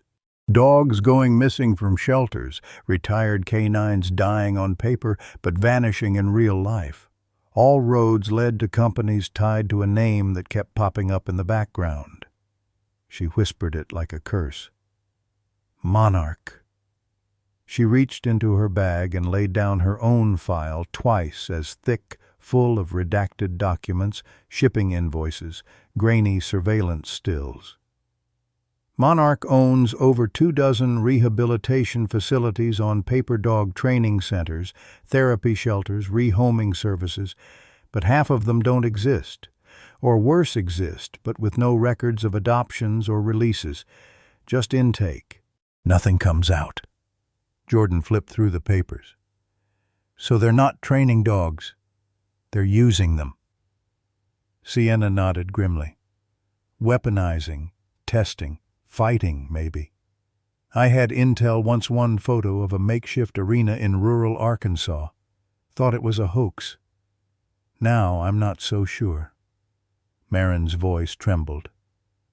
"Our son, Noah, he draws things, places, doors, red doors. He says they hurt dogs there. He couldn't have known about any of this." Sienna's face shifted, the kind of shift that happens when something long buried gets cracked open. "I saw that red door," she said. "Once. A tip from a former handler, deep in Kentucky woods. I followed the lead. 2 days later, my unit got reassigned. 3 days after that, my clearance was revoked. They said I was chasing conspiracies." Her hand hovered over the file like it held something living. "Maybe I was, but maybe I wasn't crazy after all." A long pause settled between them. Outside, headlights passed by on the road, just a moment of light in the dark. Then Jordan asked, "You in?" Sienna looked up. "You have no badge," she said to herself. "No warrant, no agency backing, no chain of command." She looked back down at the image of Valor. "Just a scarred dog, and a kid who hears what no one else can." Then she gave a crooked smile. "That's more truth than most departments I've served." She folded the file shut and stood. "One condition," she added. Marin blinked. "What is it?" "I meet the boy, tonight. I want to hear it from him." Jordan nodded. Then come with us." As they walked out of the diner, Sienna didn't look back. She left the check unpaid, but she left behind something else. A matchstick on the table, and a spark already burning in her eyes. The wind had changed. It wasn't colder or louder, just different. It carried something ancient in it now, like the hush before a battle, or the quiet breath drawn before saying goodbye. Noah felt it first. He sat cross-legged on the porch, Valor curled beside him like a silent shadow. The dog's ribs rose and fell with slow, even breaths, but his ears were stiff-angled not toward any specific sound, but toward something deeper, something distant. "He's doing it," Noah whispered, eyes fixed on the tree line, calling them. Behind him the screen door creaked open. Maren stepped out, wrapping a blanket around her son's shoulders. "You're cold," she murmured, tucking the corners in. But Noah shook his head. "No, I'm listening." She followed his gaze. Just trees, just mist, but said nothing more. 20 minutes passed. Then the first one came. A mud-slicked golden retriever, ribs visible through soaked fur, limped out from between the trees. No collar, no tags. But its eyes were awake. It didn't bark, didn't whine, just walked slowly up to the porch and sat. Maren stepped back in alarm. "Where did it—" Noah smiled gently. Valor called her. An hour later, another came, then 2 more. By midnight, there were 7.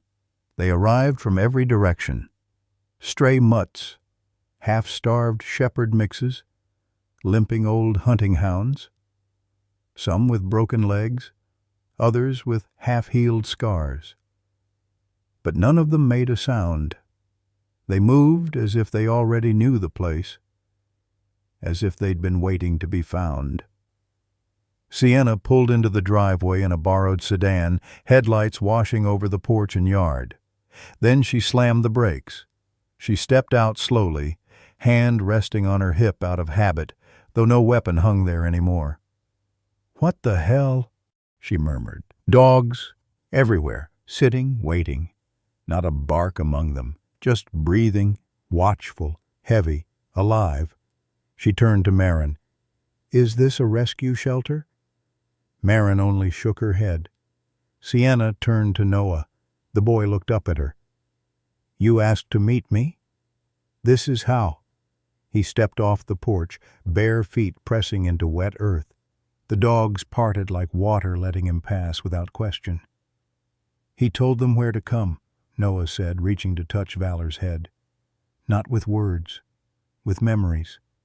He showed them a safe place, and they followed." Sienna stared at the gathering like it was a miracle, or a warning. "Why now?" Noah's voice was soft. "Because it's almost time." That night, they didn't sleep. Not out of fear, but reverence. They left the porch light on, a bowl of water out front, and old blankets for those who couldn't stand. By dawn, the count had grown to 19. Jordan whispered, "It's like they've been marching through years just to get here." Sienna stepped among them carefully, crouching near a brindle pit bull with a torn ear. Its tail wagged once, a quiet trust. "These aren't just dogs," she said. "They're witnesses." Inside, Noah sat at the kitchen table, a crayon in hand. He drew slowly, deliberately, his brow furrowed, lips pressed thin. Valor sat at his feet. Sienna leaned over his shoulder. "What are you drawing now?" Noah didn't look up. "Where the rest are." He turned the page to show her. Another door, red. But not the same one. New symbols lined the edges, new cages. Sienna felt her pulse quicken. "How many?" Noah's answer came without hesitation. 15 still locked, 5 not breathing, and 3 still waiting to be saved. Sienna didn't ask how he knew. She already believed. Outside, the dogs didn't move. They stood watch, like soldiers. The kitchen table had become a war room. Crayon lines covered half a dozen sheets of taped-together paper, forming a map that shouldn't exist. The layout was too precise. Hallways, cages, stairwells spiraling downward. A rectangular pit in the center was marked in deep red. The words scrawled next to it, in a child's uneven hand, "Where they make them fight." Sienna leaned over the table, her knuckles pale where she gripped the edge. Jordan stood behind her, arms crossed, brows tight with disbelief and a rising sense of dread. Noah tapped the corner of the drawing with his index finger. "Here. That's the room they keep the broken ones. Valor said it's cold. Always cold. Some don't wake up." Sienna looked up, voice lower than a whisper. "Noah, how do you—" He didn't answer. He just placed his hand over Valor's head. The dog didn't move, just closed his eyes. And somehow, it was enough. Marin entered the room slowly, a mug of tea untouched in her hand. "This is too much. You're asking us to believe a child is—" "What, channeling this through a dog's memories?" Jordan's voice was firmer than usual. "No, he's not channeling, he's sharing. There's a difference." Sienna stared at the blueprints again. There were angles, measurements, even vent shafts drawn in. The handwriting may have been young, but the knowledge, it was real. "How could a 4-year-old know about HVAC layouts?" she muttered. "And why would he sketch a reinforced concrete wall around just one room?" Noah looked up then, eyes calm and steady in a way that didn't belong to someone his age. "That's where they keep the ones who bit back." The room fell quiet. Only the ticking of the wall clock remained, a slow, indifferent rhythm against the swell of tension rising like a tide. Sienna finally sat down. She let out a breath that had been caged in her chest all night. "I could take this to the department," she said. "Show them the files. Push for a warrant. A raid." Noah blinked once. "You won't have time." Jordan frowned. "Why not?" "Because they know." The boy reached for a new sheet of paper. He drew a crude rectangle, a truck, and little dark shapes inside. "Valor says they're moving them soon, to somewhere worse." Sienna stared at the page. "How soon?" Noah didn't hesitate. "Tomorrow, before sunrise." Silence fell like glass shattering. Sienna rose, walked to the window, watched the forest. The dogs were still out there, still waiting, still quiet. She closed her eyes. "I swore an oath," she said softly. "To protect, to serve. But the badge—" Her voice faltered. "The badge didn't listen when I tried to warn them last time. They shut me down, threatened my job, erased files, laughed." She turned back to the room. "But this—" She pointed to the map, to the dog, to the child. "This is real." Marin approached her gently. "You don't need their permission to do the right thing." Jordan added, "You need proof? Fine. We'll go with you, take pictures, get evidence, but we can't wait for paperwork while dogs die in cages." Sienna looked at Noah. He nodded. "I can take you there." A quiet fell again. But this time, it wasn't heavy. It was resolute. Sienna pulled out a notebook from her bag and flipped to a clean page. She began sketching, copying details from Noah's map, marking coordinates, calculating distance based on memory and the drawings. "It's rural, backwoods, probably off a logging road." Satellite views won't help too much tree cover. We'll go in light. No backup, just surveillance. One car. Jordan nodded. We'll take mine. Sienna gave him a look. You ever been on an illegal recon mission? He smirked. I'm a dad. I break rules hourly. As they prepped their plan, Noah leaned against Valor's chest, both of them half-curled on the living room rug. The boy whispered something only the dog could hear. And Valor?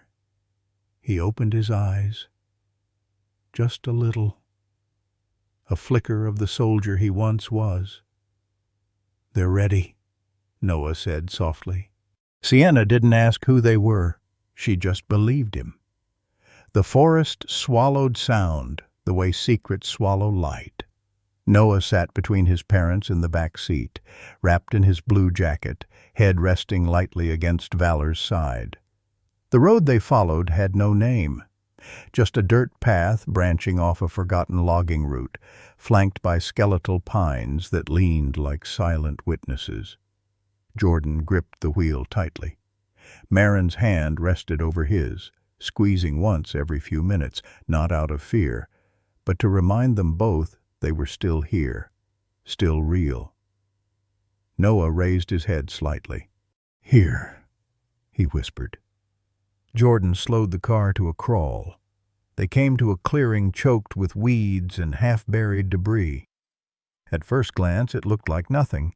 A crumbling barn, a few rusted tools leaning against a collapsed fence. But Noah stepped out and pointed, not at the structure itself, but at the ground. They're underneath, he said, where it smells like oil and metal and blood. They moved quietly. Jordan held the camera. Marin held the flashlight.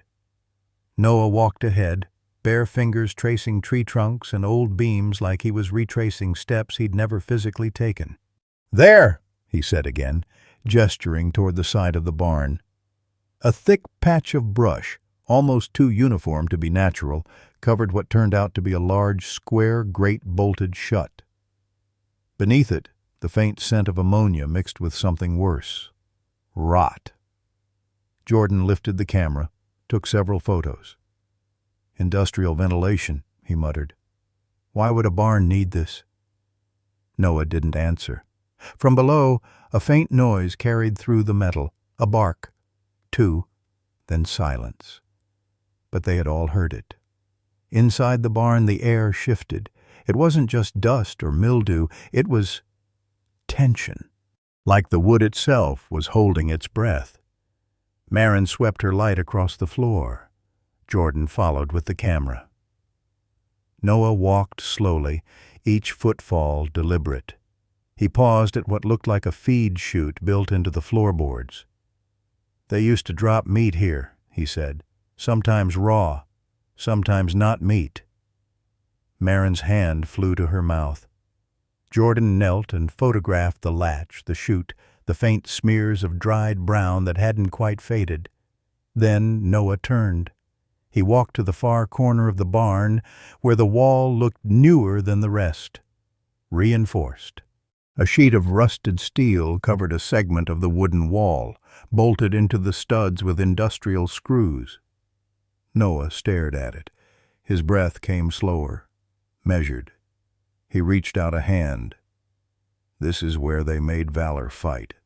His voice trembled, not from fear, but from weight.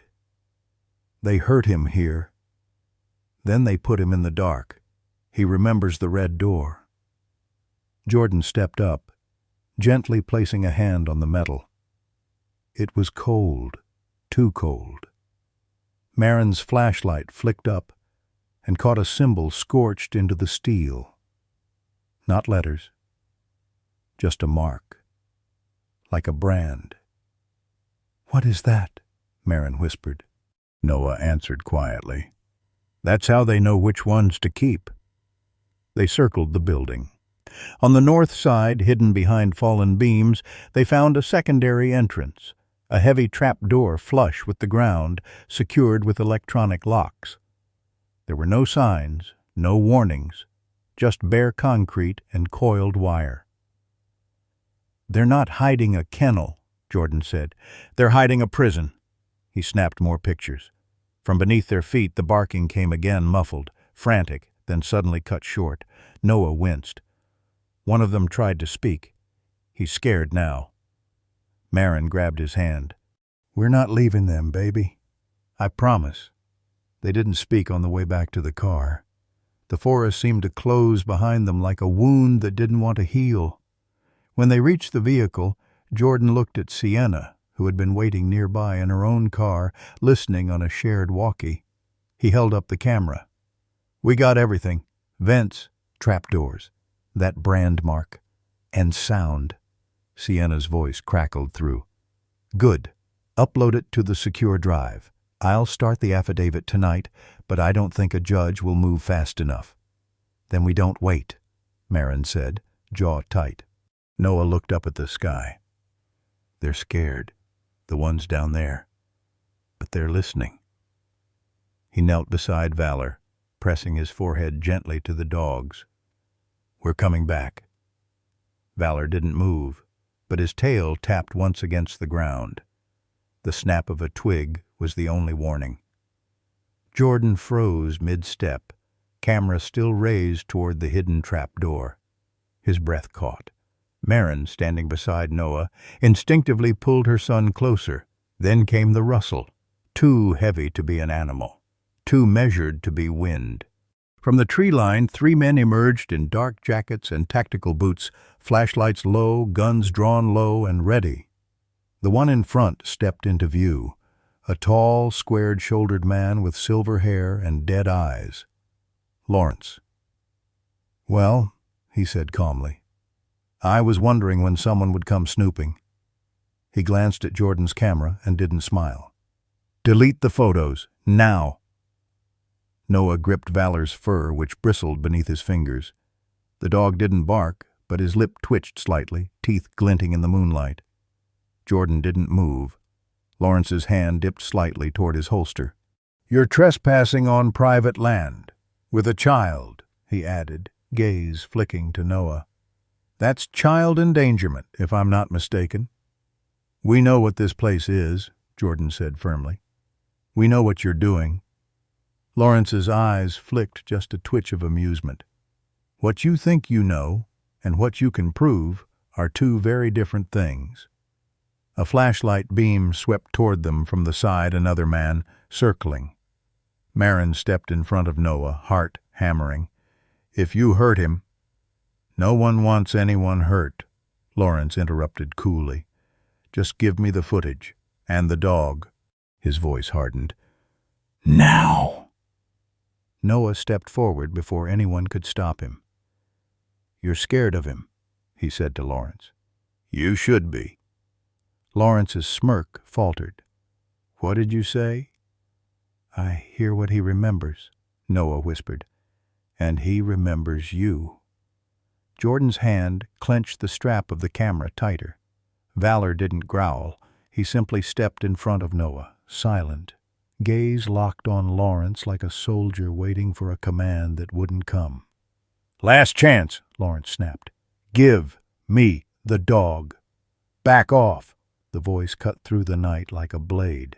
From the far edge of the clearing, a beam of white light swept over the group landing squarely on Lawrence's chest. Sienna stepped out of the shadows, badge out, voice steel. "Detective Sienna Vale, lower your weapons." One of Lawrence's men raised his gun reflexively, only for Sienna to swing her own up faster. "Do not test me." For a long, heavy beat, no one moved. Even the trees felt like they were holding their breath. Then Lawrence gave a tiny nod. His men backed off, slow, wary. Sienna advanced, standing shoulder to shoulder with Jordan now. "I've got a live backup link on my dash. You touch that dog, that boy, or anyone here, my entire precinct gets notified." Lawrence's jaw ticked. "You're not even on the force anymore." Sienna didn't blink. "Doesn't mean I don't still wear the truth." Jordan, Marin, and Noah moved slowly back toward the car. Valor kept his body angled between them and the men, head low, legs tense, the scar above his eye catching the starlight. Lawrence stepped closer to Sienna, his voice low. "You're playing with fire. You think this ends with you walking away?" She looked him dead in the eye. "No, I think it ends with you finally paying for what you've done." For a split second, something flickered in his expression, then vanished. He backed off. Sienna didn't lower her weapon until the headlights of Jordan's SUV swept across the trees and the tires spun gravel into the dark. Back in the car, Marin's hands shook as she buckled Noah in. Jordan climbed behind the wheel, adrenaline still thudding like war drums in his chest. "Are you okay?" he asked Noah. The boy didn't answer right away. Then, "They're scared now. They know we see them." Jordan glanced in the mirror. Valor stared back. Not as a dog, as something else. Sienna followed them out in her car, eyes on the treetops.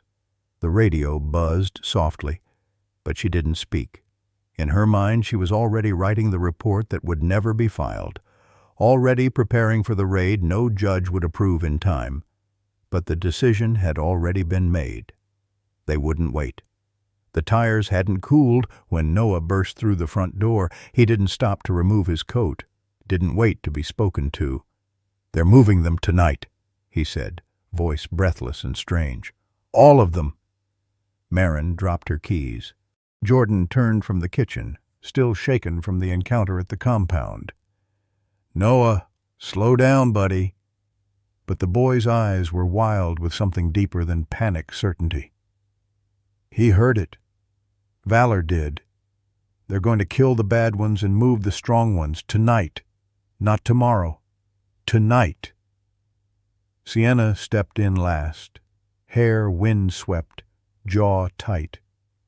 She'd been making calls during the whole drive back DA's office, local precinct, state investigators. Nothing moved fast enough, and it wasn't for lack of evidence. "We don't have a warrant. We don't even have an official crime scene, just photos. Just—" She hesitated, glancing at Noah. "Drawings." Jordan dropped the memory card into her hand. "Not just drawings anymore." In the living room, Noah had laid out a new map different from the first. No longer just crayon and instinct. Now, it was annotated in words that didn't belong to a 4-year-old. Holding pens, sedated heat tunnels, shut by 2 a.m. Pits cleared, 9 dogs unfit, termination probable.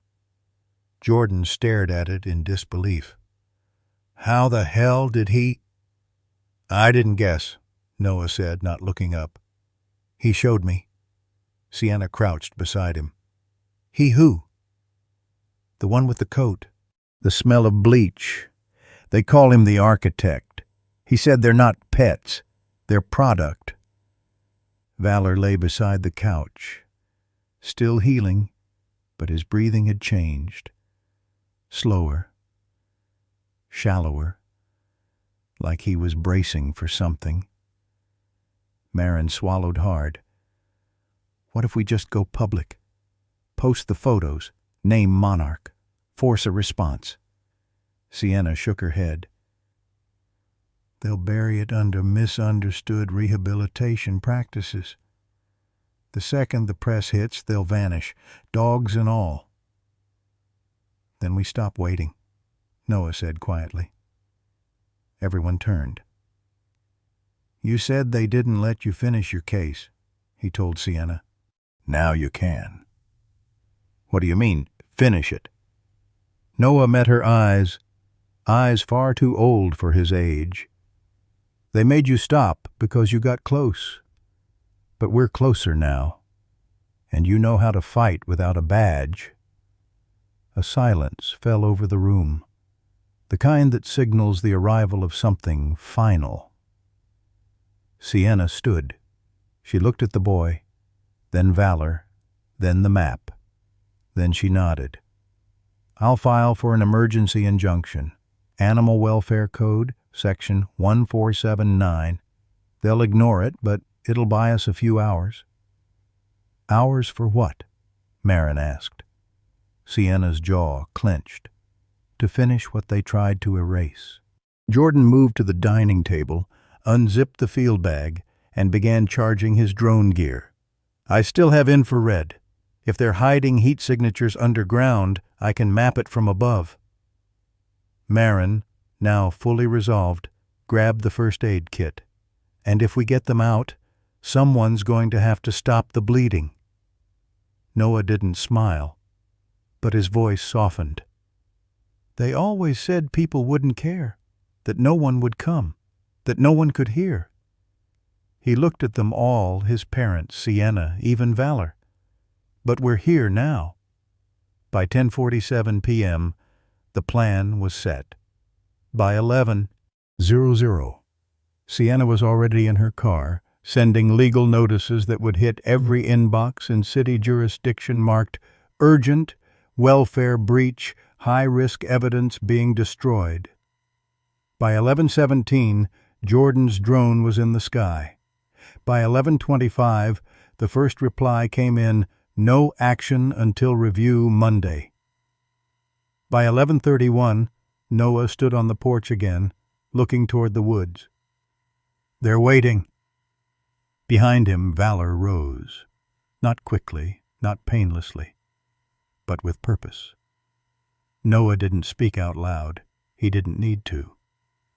"It's time," the thought whispered, and from somewhere deep in the trees, a soft rustle answered. It began with a low growl, so faint it was almost mistaken for wind. Then came the padding of cautious paws against wet leaves, and then, out of the darkness, they emerged. One, then two, then five. By the time the clock on the mantel struck 2:14 a.m., there were over 30 of them, silent, soaked, and waiting. Dogs, not barking, not howling, just watching the house, sitting in perfect stillness beneath the moonlight, as if they'd been summoned by something older than instinct. Noah stood barefoot on the porch, wrapped in a too-big hoodie, face unreadable as the forest breathed around him. Marin whispered behind him, "Noah, what is this?" He didn't turn. They heard him. She followed his gaze, and her breath caught. Some of the dogs were limping. Others bore scars, jagged along their ribs, their ears torn, coats matted with time and memory. Several still wore faded collars, tags long rusted away. One had a service vest from a precinct 2 counties over. Another, half blind and trembling, bore the unmistakable lean of a retired racing hound. Each one had come without leash, handler, or order, and yet all of them moved like a unit, like soldiers. Valor stepped down the porch steps, not running, not wagging, but leading. He walked until he was among them, and only then lay down. Not from pain this time, but signal. Permission. Noah stepped forward, placing one small hand between Valor's shoulder blades. He didn't call them with words, he said. He remembered them. Jordan, now behind them, took a slow photo, just one. Dozens of eyes reflecting moonlight. No flash, no need for flash. It was a moment already seared into memory.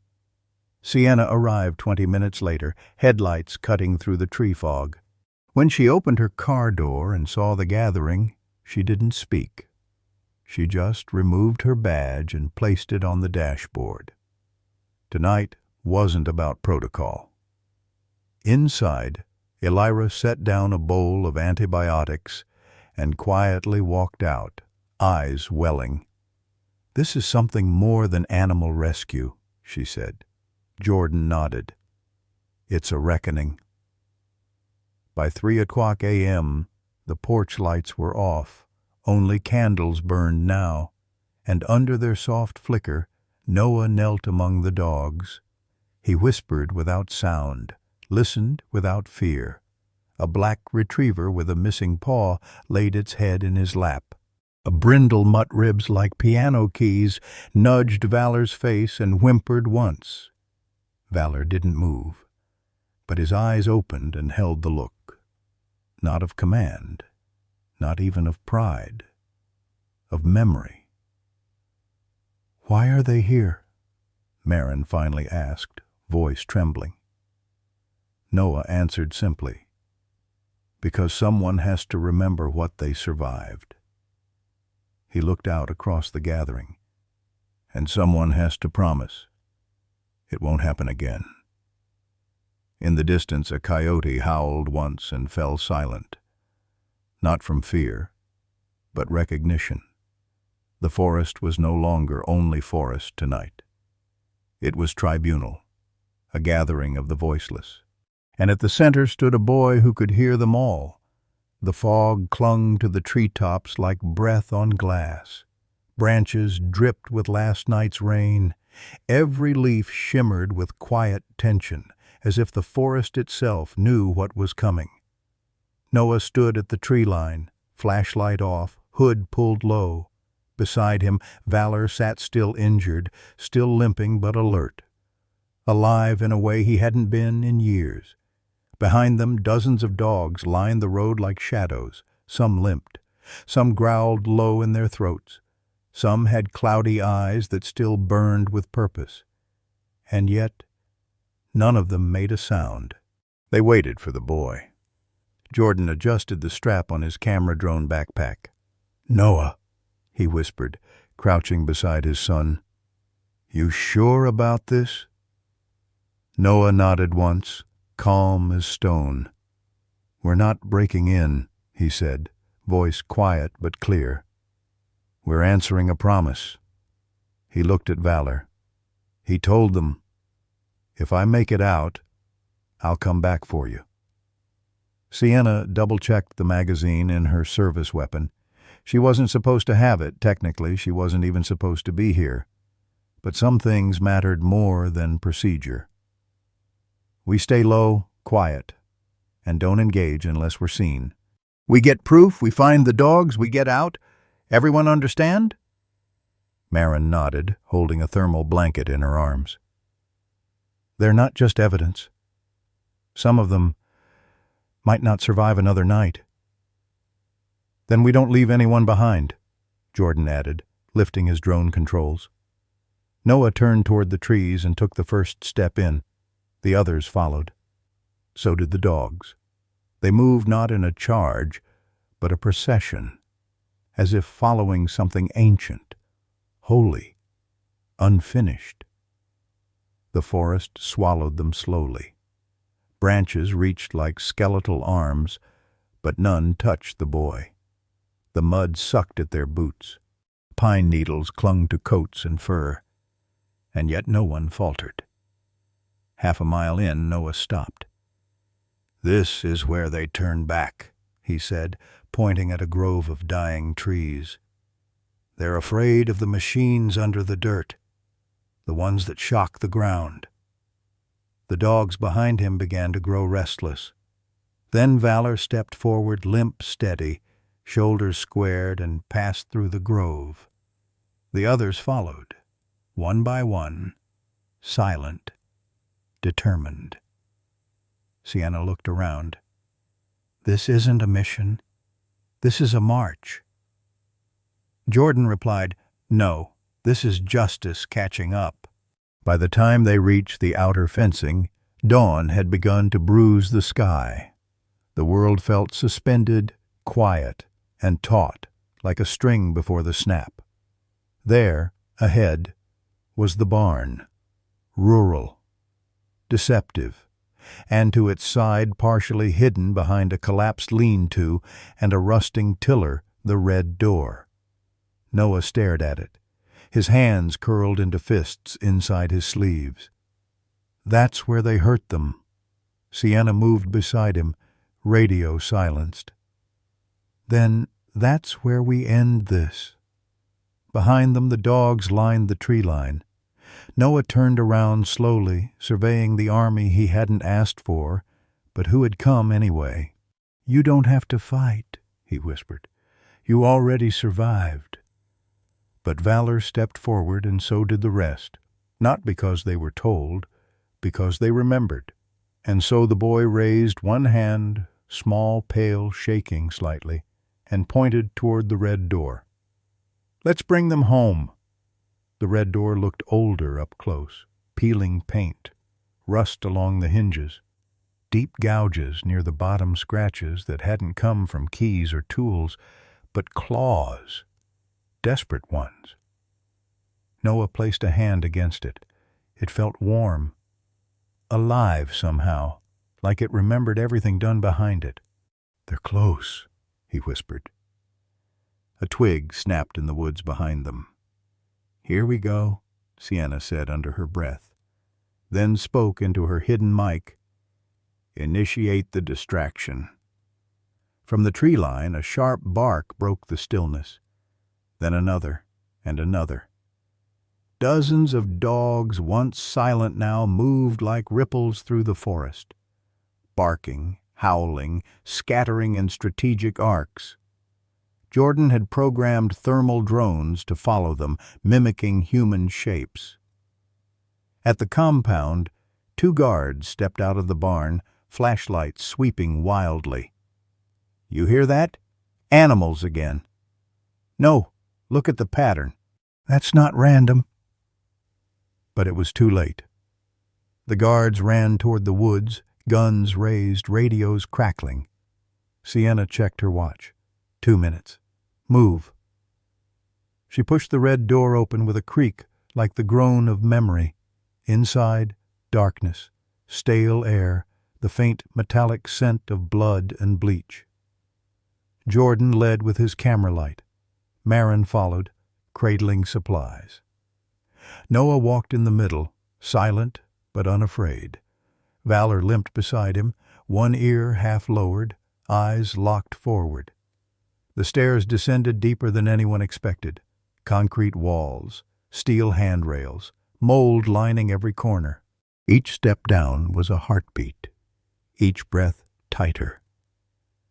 And then they reached the bottom. A narrow corridor stretched ahead, lit by flickering bulbs. Along the walls, cages, 15, just like Noah said. Some empty, some not. Whimpers, soft shudders of broken animals who no longer stood when doors opened, who no longer reacted to voices only pain.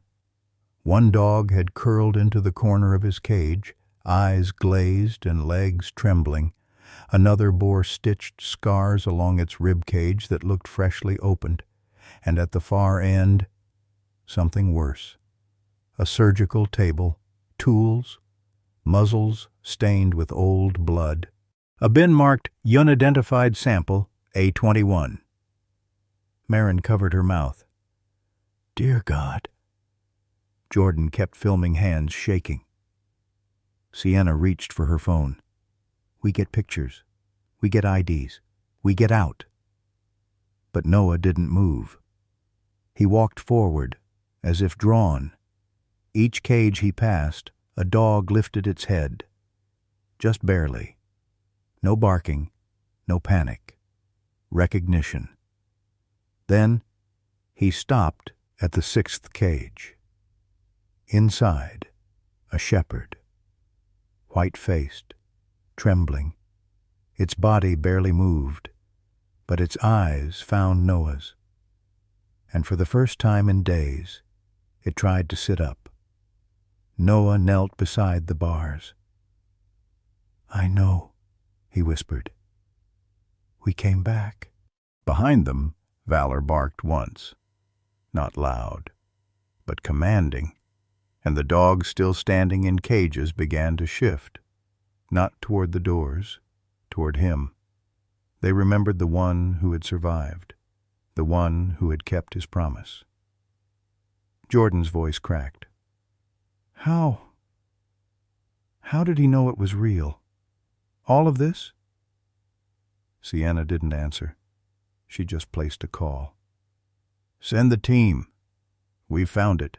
All of it." Far above, the red door stood open, and the night held its breath, because beneath the barn, truth was no longer hidden, and justice had just walked in with muddy shoes, trembling hands, and a boy who never needed a badge to lead. The corridor narrowed as they turned the corner. Noah walked ahead, steady, as if his feet remembered the path. Behind him, Valor limped his body, aching not just from injury, but memory. They entered the pit. Underground, circular, cages lining the walls, a blood-stained ring at its center. Harsh lights glared down. Claw marks scarred the floor, as if 100 dogs had tried to dig their way free and failed. "This is where they made them fight," Marin whispered. Noah stood silent at the edge, eyes closed. "I saw it before. My friend showed me." He pointed to a cage. "That was hers. She fought even when they broke her legs." He pointed to a corner. "That's where they kept the electric box. They shocked them when they hesitated." Valor stopped beside a cage. Inside, a dog lay curled, too weak to hope but aware, watching. One by one, the other dogs lifted their heads, recognizing Valor. He didn't bark. He simply stood. And they knew he had come back. Noah stepped into the ring. "There's more," he said. "They never stayed here long. This was only one of many." Sienna raised her radio. "We need forensics, trauma teams, and transport. Code 7. 15 victims on site." From above, a door slammed. Footsteps descended. "The architect," Noah whispered. A tall man emerged, cold, elegant, a predator in human skin. "You must be the boy I've heard about." Noah stood firm. "You don't belong here." The man smiled thinly. Neither did they. In a flash, he drew a gun, grabbed Noah, pressed the barrel to his ribs. "Try anything, and the prodigy dies." Valor trembled, waiting. Noah's gaze locked on his friend. "Now," he whispered without words. Valor launched fur, fury, memory. The gun skittered away. Dogs howled. Cages shook. A latch gave. The pack was loose. Not a riot, a reckoning. Officers burst in. Sienna's voice rang. "Do not fire! Get them out!" The architect fell beneath Valor's weight. The dog didn't stop until the threat was gone. Then a whistle. Low. From a blind dog standing on trembling legs. A signal, not for violence, but to come back. The dogs stilled. Circled Noah. Guarded, not attacking. Sienna demanded the architect's name. "It doesn't matter," he spat. "There are more like me." She holstered her weapon. "Then we'll find them." Valor limped to Noah and collapsed into his arms. "You came back," Noah whispered, and in the quiet he heard it. "We did it, little friend." Sirens howled through the night. Officers, volunteers, floodlights. Justice at last. 15 cages. 15 lives saved. In the ambulance, Noah held Valor's paw, whispering promises. A field. A day without pain. Every promise kept. And as dawn broke over the forest, Sienna watched the horizon. "The bravest souls in that room," she said quietly, "didn't wear a badge." Later, a collar was found beneath a stone. Valor Unit 243 K9 to serve, not to surrender. It would be framed not for a clinic, but for the new place Noah would help build. It began with a ribbon not red, not gold, but soft blue, the color of healing. Noah stood in front of the crowd with scissors too big for his hands.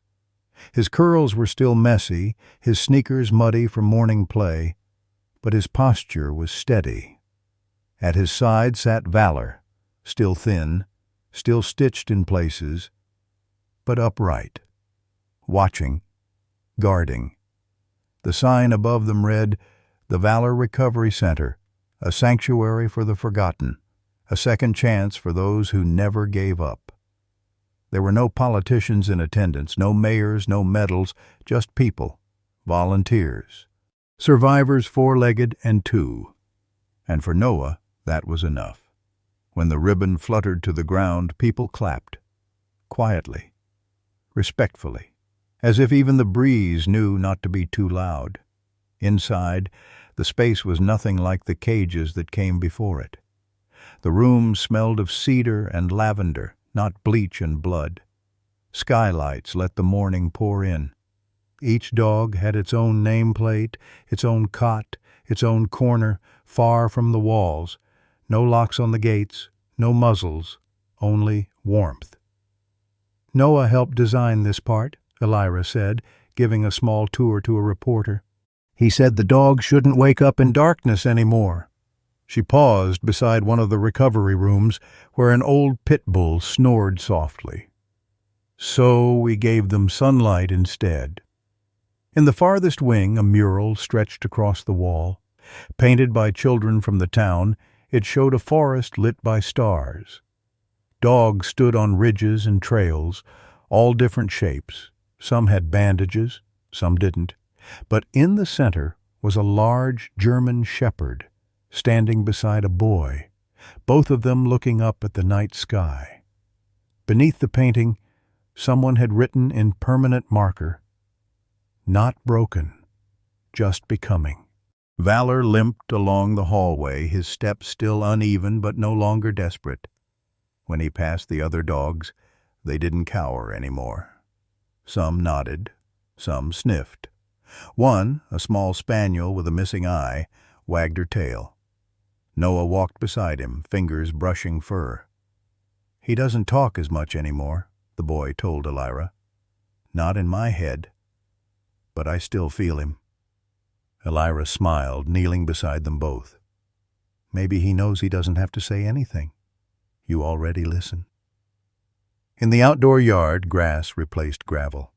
Where there had once been pit floors, there were now climbing ramps and shaded benches. Where silence had once reigned, there were now tentative barks, playful growls, and laughter. Dogs began to trust the breeze again, and humans too. One volunteer, a retired officer named Danny, stood quietly near the fence. Her hand rested on the head of a retriever who had been caged the longest. The dog didn't flinch, didn't turn away. That was enough for a beginning. At lunch, they gathered for a small celebration. Paper plates, lemonade, grilled cheese sandwiches, simple things. But everything tasted warmer here. "We didn't build a rescue center," Jordan whispered to Marin. "We built a home." As the sun dipped low, painting the windows in amber and gold, Noah sat on the porch steps, Valor resting against his knee. A breeze rustled the tall grass. Somewhere, a hawk cried. In the yard, a few dogs chased a tennis ball someone had thrown. Noah looked out, not at the dogs playing, but at the space between them. "Some of them still don't know how to play," he said softly. "But they will," Marin replied, sitting beside him. "Just like Valor did." The boy nodded, then leaned down and whispered something into the shepherd's ear. Valor closed his eyes. Inside, pinned above the front desk, was a photograph. 15 dogs, 1 child, 1 German shepherd, all looking forward. Beneath it, a quote written in a child's careful scrawl, "We didn't save them. They saved each other. They arrived in suits, coats too pressed for a place that smelled of dogs and damp soil. Reporters first, then cameras, then the scientists. They didn't knock. They came with polite smiles and unspoken urgency. Behind the kindness was hunger, a kind of curiosity that didn't feel like care. They asked questions with pens already poised. Does he have a condition? Has he been tested for neural synesthesia? Has there been genetic analysis? What's the range of auditory hallucination? They never once asked for Noah's name. Noah sat cross-legged in the corner of the playroom, Valor curled around him like a living wall. He didn't look at the strangers, didn't flinch at the flashes. He just pressed his forehead to Valor's neck and whispered, "They want to cut open the why." Marin stepped between the boy and the crowd. "We agreed to no cameras inside, no interviews with Noah unless he says yes." The lead researcher, a woman with glasses too clean and a voice too smooth, gave a practiced nod. "Of course. We're only here to help. This gift, if nurtured, could change how we understand interspecies cognition, possibly even trauma transference." "He's not a subject," Marin replied flatly.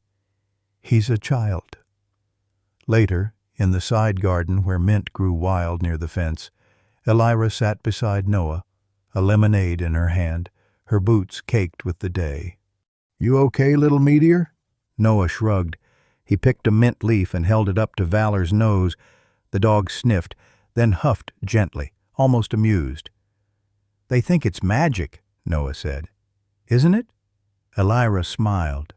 "No," the boy said softly, firmly. "It's remembering. People forgot how to listen." That night, in the quiet clinic office, Noah did something no one expected. He asked for paper, markers, and he drew.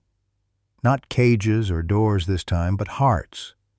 12 of them, each one slightly cracked but filled with stars. Then he wrote one sentence at the top of the page. "This is what they all have. Not broken, just waiting for someone to hear." Elira looked at it for a long time. Then she laminated it. Then she hung it by the center's entrance. Outside, the moon hung low. The porch light cast golden circles on the gravel.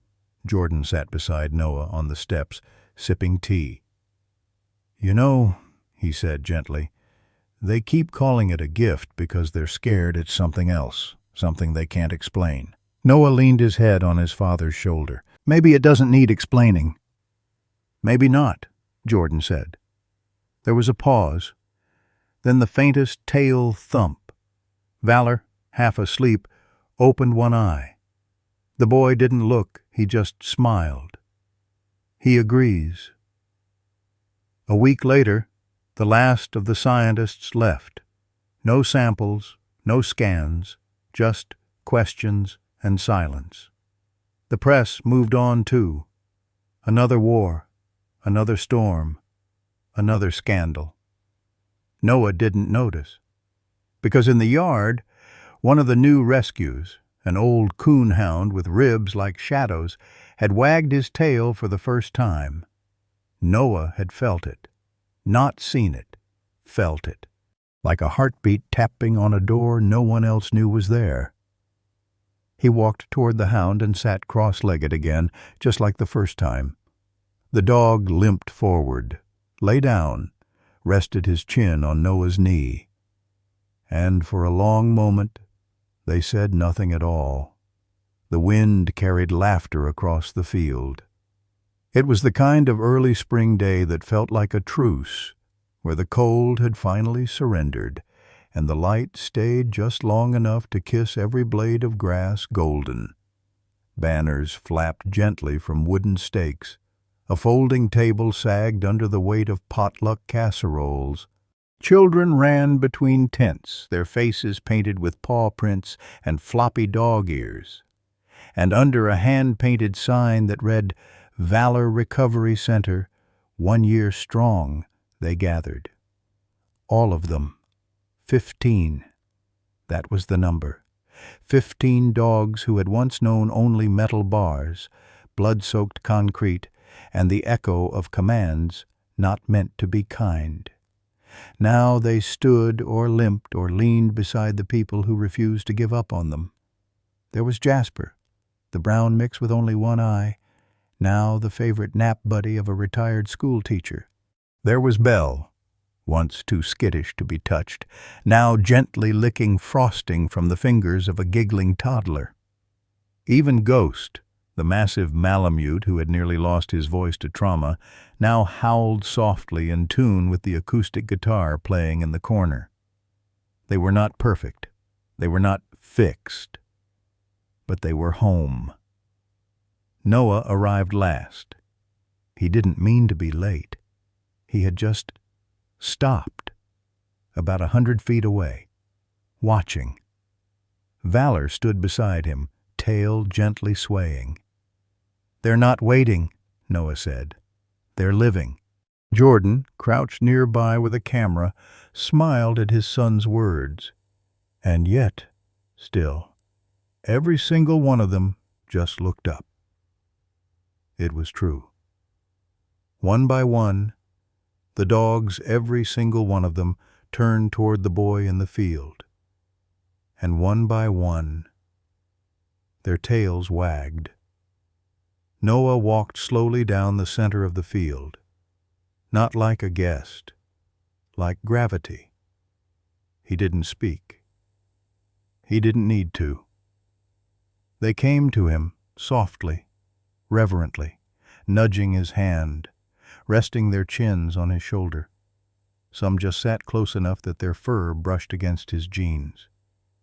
"Hi," he whispered to each one. "Still listening?" He crouched beside an old German shepherd with cloudy eyes, one of the last to be rescued. The dog tilted its head. "You don't have to say anything," Noah smiled. "You're safe now. That's louder than words." Marin stood near the fence, tears threatening her lashes. Beside her, Elira held a clipboard, but hadn't written anything in 15 minutes. She was just watching. "You ever seen anything like this?" Marin asked softly. "No," Elira whispered. "And I've been in this field for 20 years. It's not science, is it?" "No," Elira said again. "It's something older than science. Something we forgot existed."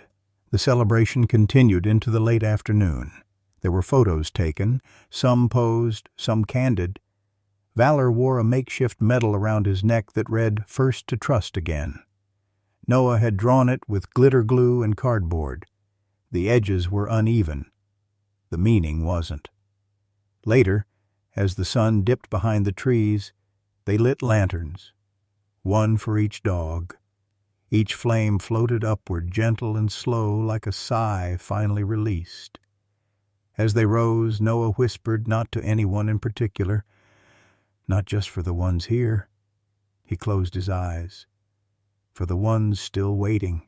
That night, back at home, Valor lay curled at the foot of Noah's bed. The boy had fallen asleep mid-sentence, a crayon still tucked behind his ear. A new drawing rested on the nightstand.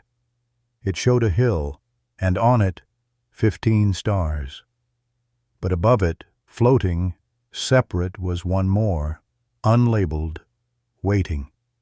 The sun bled gently across the horizon, smeared like fire across the sky. From the top of the hill behind the Valor Recovery Center, everything looked quieter, softer, as if the world itself had exhaled after a long, held breath. Noah sat cross-legged on the grass, his fingers sunk into the thick ruff of Valor's neck. The dog lay beside him, still and watchful, his breath deep and steady. Below them, the center was winding down. The last of the volunteers packed away folding chairs. Someone turned off the fairy lights. The wind tugged at a forgotten ribbon pinned to the gate. Up here, though, the world didn't move. It simply listened. "Do you still hear them?" Marin's voice came gently, like a question she already knew the answer to. She'd come quietly, careful not to disturb the quiet, not to step between the boy and the golden spill of twilight. Noah didn't look back. He only nodded. Slow, certain. "Yes," he said. "They're far away now, but they're still calling." Marin knelt beside them, brushing stray curls from her son's brow. His eyes never left the horizon. "Where?" she asked. Noah blinked, and for a moment he looked much older than 4, like someone who had seen too much, like someone who carried more than he should. "One's in a place with snow, where the trees are sharp and quiet. He doesn't even remember his name anymore." His fingers tensed slightly in Valor's fur. "Another one's under something, a basement. But he sings when it's dark, like that helps him feel real again." Marin swallowed hard. Her eyes glistened. "Noah, how do you know all this?" "I don't know," he said honestly. "I just feel them. The same way I feel Valor." He turned to look at her now, really look. "They don't shout, Mom, they just wait and hope someone's listening." Valor stirred beside him, lifting his head. His ears twitched, and for a moment his gaze wasn't on the fields or the sky, but far, far beyond. Noah smiled. "He hears them, too. That's how I know it's real." Marin nodded, blinking back something she didn't want him to see. "You think this is your path?" she asked softly. Noah didn't answer right away. Instead, he leaned forward, wrapping his arms around Valor's thick neck. He pressed his cheek to the dog's fur and whispered something she couldn't quite catch. Then he said louder, "My friend says, we're not done." The last rays of sunlight kissed the world goodbye, dipping below the edge of the earth with a final lingering glow. And then the stars came out, one by one, like they'd been waiting for permission. Noah lay back in the grass, his head resting against Valor's side. The dog didn't move, just breathed, just stayed. "There's a boy like me out there," Noah said softly. "He's scared. And there's a dog trying to help him, but no one's listening."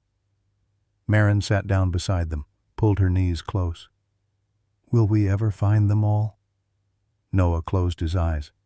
"No," he said, "but we'll find some. And for the ones we do, that changes everything." He reached up, pointing at a faint constellation overhead. "That one's for Ghost, the Malamute." "The one who sings?" Marin asked. He nodded. "And that one's for the little brown one with the shaking legs, the one who didn't run, even when the cage door opened." Marin followed his hand, letting her gaze trace the invisible stories her son carried in his heart. "Do you want to rest now?" she asked. Noah shook his head.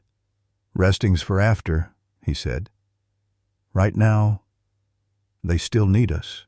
Below the hill, the lights of the center had gone out completely. But up here, the sky was alive, and somewhere out in the snow-covered woods, or under a broken house, or behind another red door, a heartbeat waited to be heard. Not loud, not screaming, just enough. And sometimes, enough is everything. The morning mail sat untouched on the kitchen counter. Bills, flyers, a faded newsletter from the county library. Nothing urgent, nothing unusual, except for one. A plain envelope, no stamp, no return address. Just a smear of dirt on the bottom edge, as if it had been carried, not mailed. Marin found it first.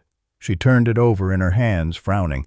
The flap wasn't sealed, no handwriting, no marking. Just blank, weightless, yet somehow heavier than all the others. "Noah," she called gently. "Did someone drop this off?" Noah padded into the kitchen, still barefoot from the garden. His hair was wet with dew. He shook his head.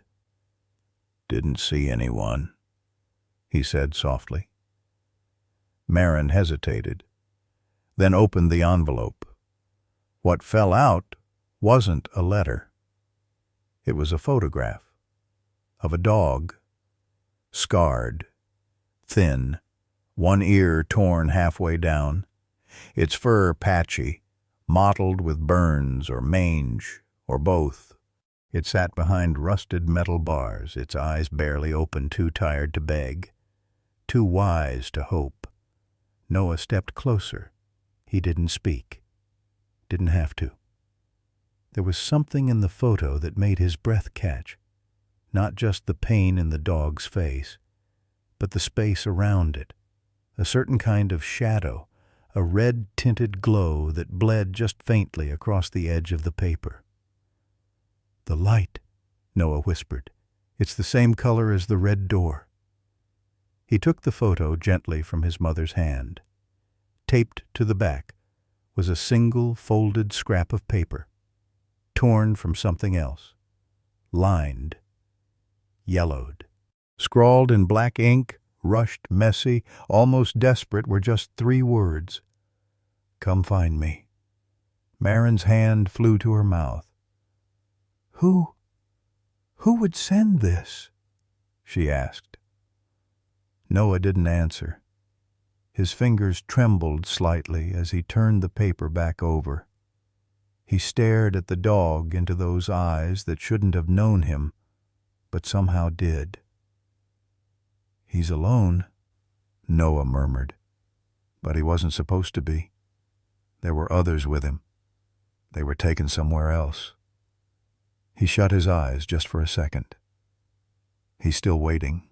Later that afternoon, Jordan sat at the dining table, the photo pinned under a glass paperweight. Elira had come by after receiving the same envelope hers taped to the front door of her clinic.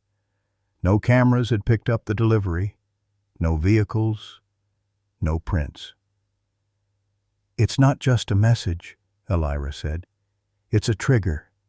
Someone wants us back in the game." Sienna stood nearby, arms folded. Her badge hung loosely from a lanyard, but there was a tightness in her jaw she hadn't had in weeks. Someone knew how to reach each of us. They knew we'd understand what that picture means. Jordan looked at his son. "Noah," he said gently, "do you know where he is?" The boy stood silent for a long moment. Then, "Not yet," he said, "but I will." That night, Noah sat cross-legged on his bedroom floor. Valor lay beside him, head resting across the boy's knees. The photo sat between them, lit by the soft lamp on the nightstand. Noah's fingertips brushed the scarred image. His voice, when it came, was barely audible. "He's trying not to cry. He thinks no one would hear it anyway." Valor didn't move, but in Noah's mind came a quiet pulse, steady, familiar. Not words, just a feeling. "We will." Noah nodded once. "We'll find him." Marin lingered in the hallway, watching her son through the cracked door. This wasn't supposed to be his burden. But maybe it wasn't a burden at all. Maybe it was a calling. And maybe, just maybe, that's what made all the difference. The sky was stained with the soft amber of early morning, neither night nor day, but something in between. That quiet place where the world holds its breath before the light fully returns. Noah stood on the hill behind their home, the grass wet against his bare feet, a thin jacket tugged around his small frame. In one hand he clutched the photo. The scarred dog still stared out from behind rusted bars, its image now faded slightly from being held too often. Valor stood beside him, his large body still healing, a patch of fur missing near his ribs where the scars hadn't fully vanished. But his eyes, those timeless, weathered eyes, held something steady. Resolve. Wind brushed Noah's face as he turned toward the horizon. "Do you think he's scared?" he asked softly. Valor didn't bark. Instead, he leaned his head forward, just enough for his snout to press gently against the boy's hand. A warmth. A yes and a no. Scared, but waiting anyway. "One more?" Noah whispered. A pause. Then a slow, deliberate movement. Valor nudged the boy's hand, the same way he had the very first time, back when pain and silence were all he had left. That same nudge said everything. Yes. Down below, the kitchen light blinked on. Maren stood in the doorway, coffee steaming in her hands. Jordan joined her a moment later, watching their son as he stood side by side with the dog who had changed everything. There had been 15 dogs in the cages beneath the red door, 15 survivors. But now, this photo, this note, this plea from a place that didn't have a name. This wasn't the end. It was the start of something larger. "He's not just helping dogs," Maren said quietly. "He's helping all of us remember how to care." Jordan nodded. "He's still a kid, and maybe that's why he can still hear them." Noah turned from the hilltop and began walking down the slope. Valor limped beside him, slower now, but no less determined. And as they walked, something subtle happened. From the woods beyond the back fence, a shape emerged, then another, a mottled hound with only one eye. A husky with ribs that showed, a limping retriever with a makeshift wrap around one paw. Strays, survivors, but more than that, listeners. They didn't bark. They simply joined the path like they knew, like they'd been waiting. At the edge of the yard, Sienna's old Jeep idled quietly, engine purring. She stepped out, boots crunching the gravel, her badge now worn on a chain that never came off. "Got your call," she said, glancing at the photo in Noah's hand. "Guess we're doing this again." Noah nodded. "It's not over." Sienna smiled, tired but fierce. "It never is." She opened the back door. Noah looked to his side. Valor met his eyes once more, and they climbed in together. As the Jeep rolled down the road past trees still dripping from last night's storm, Maren watched until the taillights disappeared. Then she whispered to no one in particular, "Bring them home." In a world often too loud to listen, it was a child and a broken dog who reminded us what it means to truly hear. Noah and Valor's journey wasn't just about rescue, it was about recognition, about seeing worth where others saw waste, about choosing compassion when fear made it easier to look away. Through their bond, we are reminded that animals are not objects, not tools, not burdens, but living beings who feel, remember, and hope. German shepherds, like Valor, are not only symbols of loyalty and strength, they are silent heroes. Their stories speak louder than words. In every scar, there's a memory. In every glance, a message.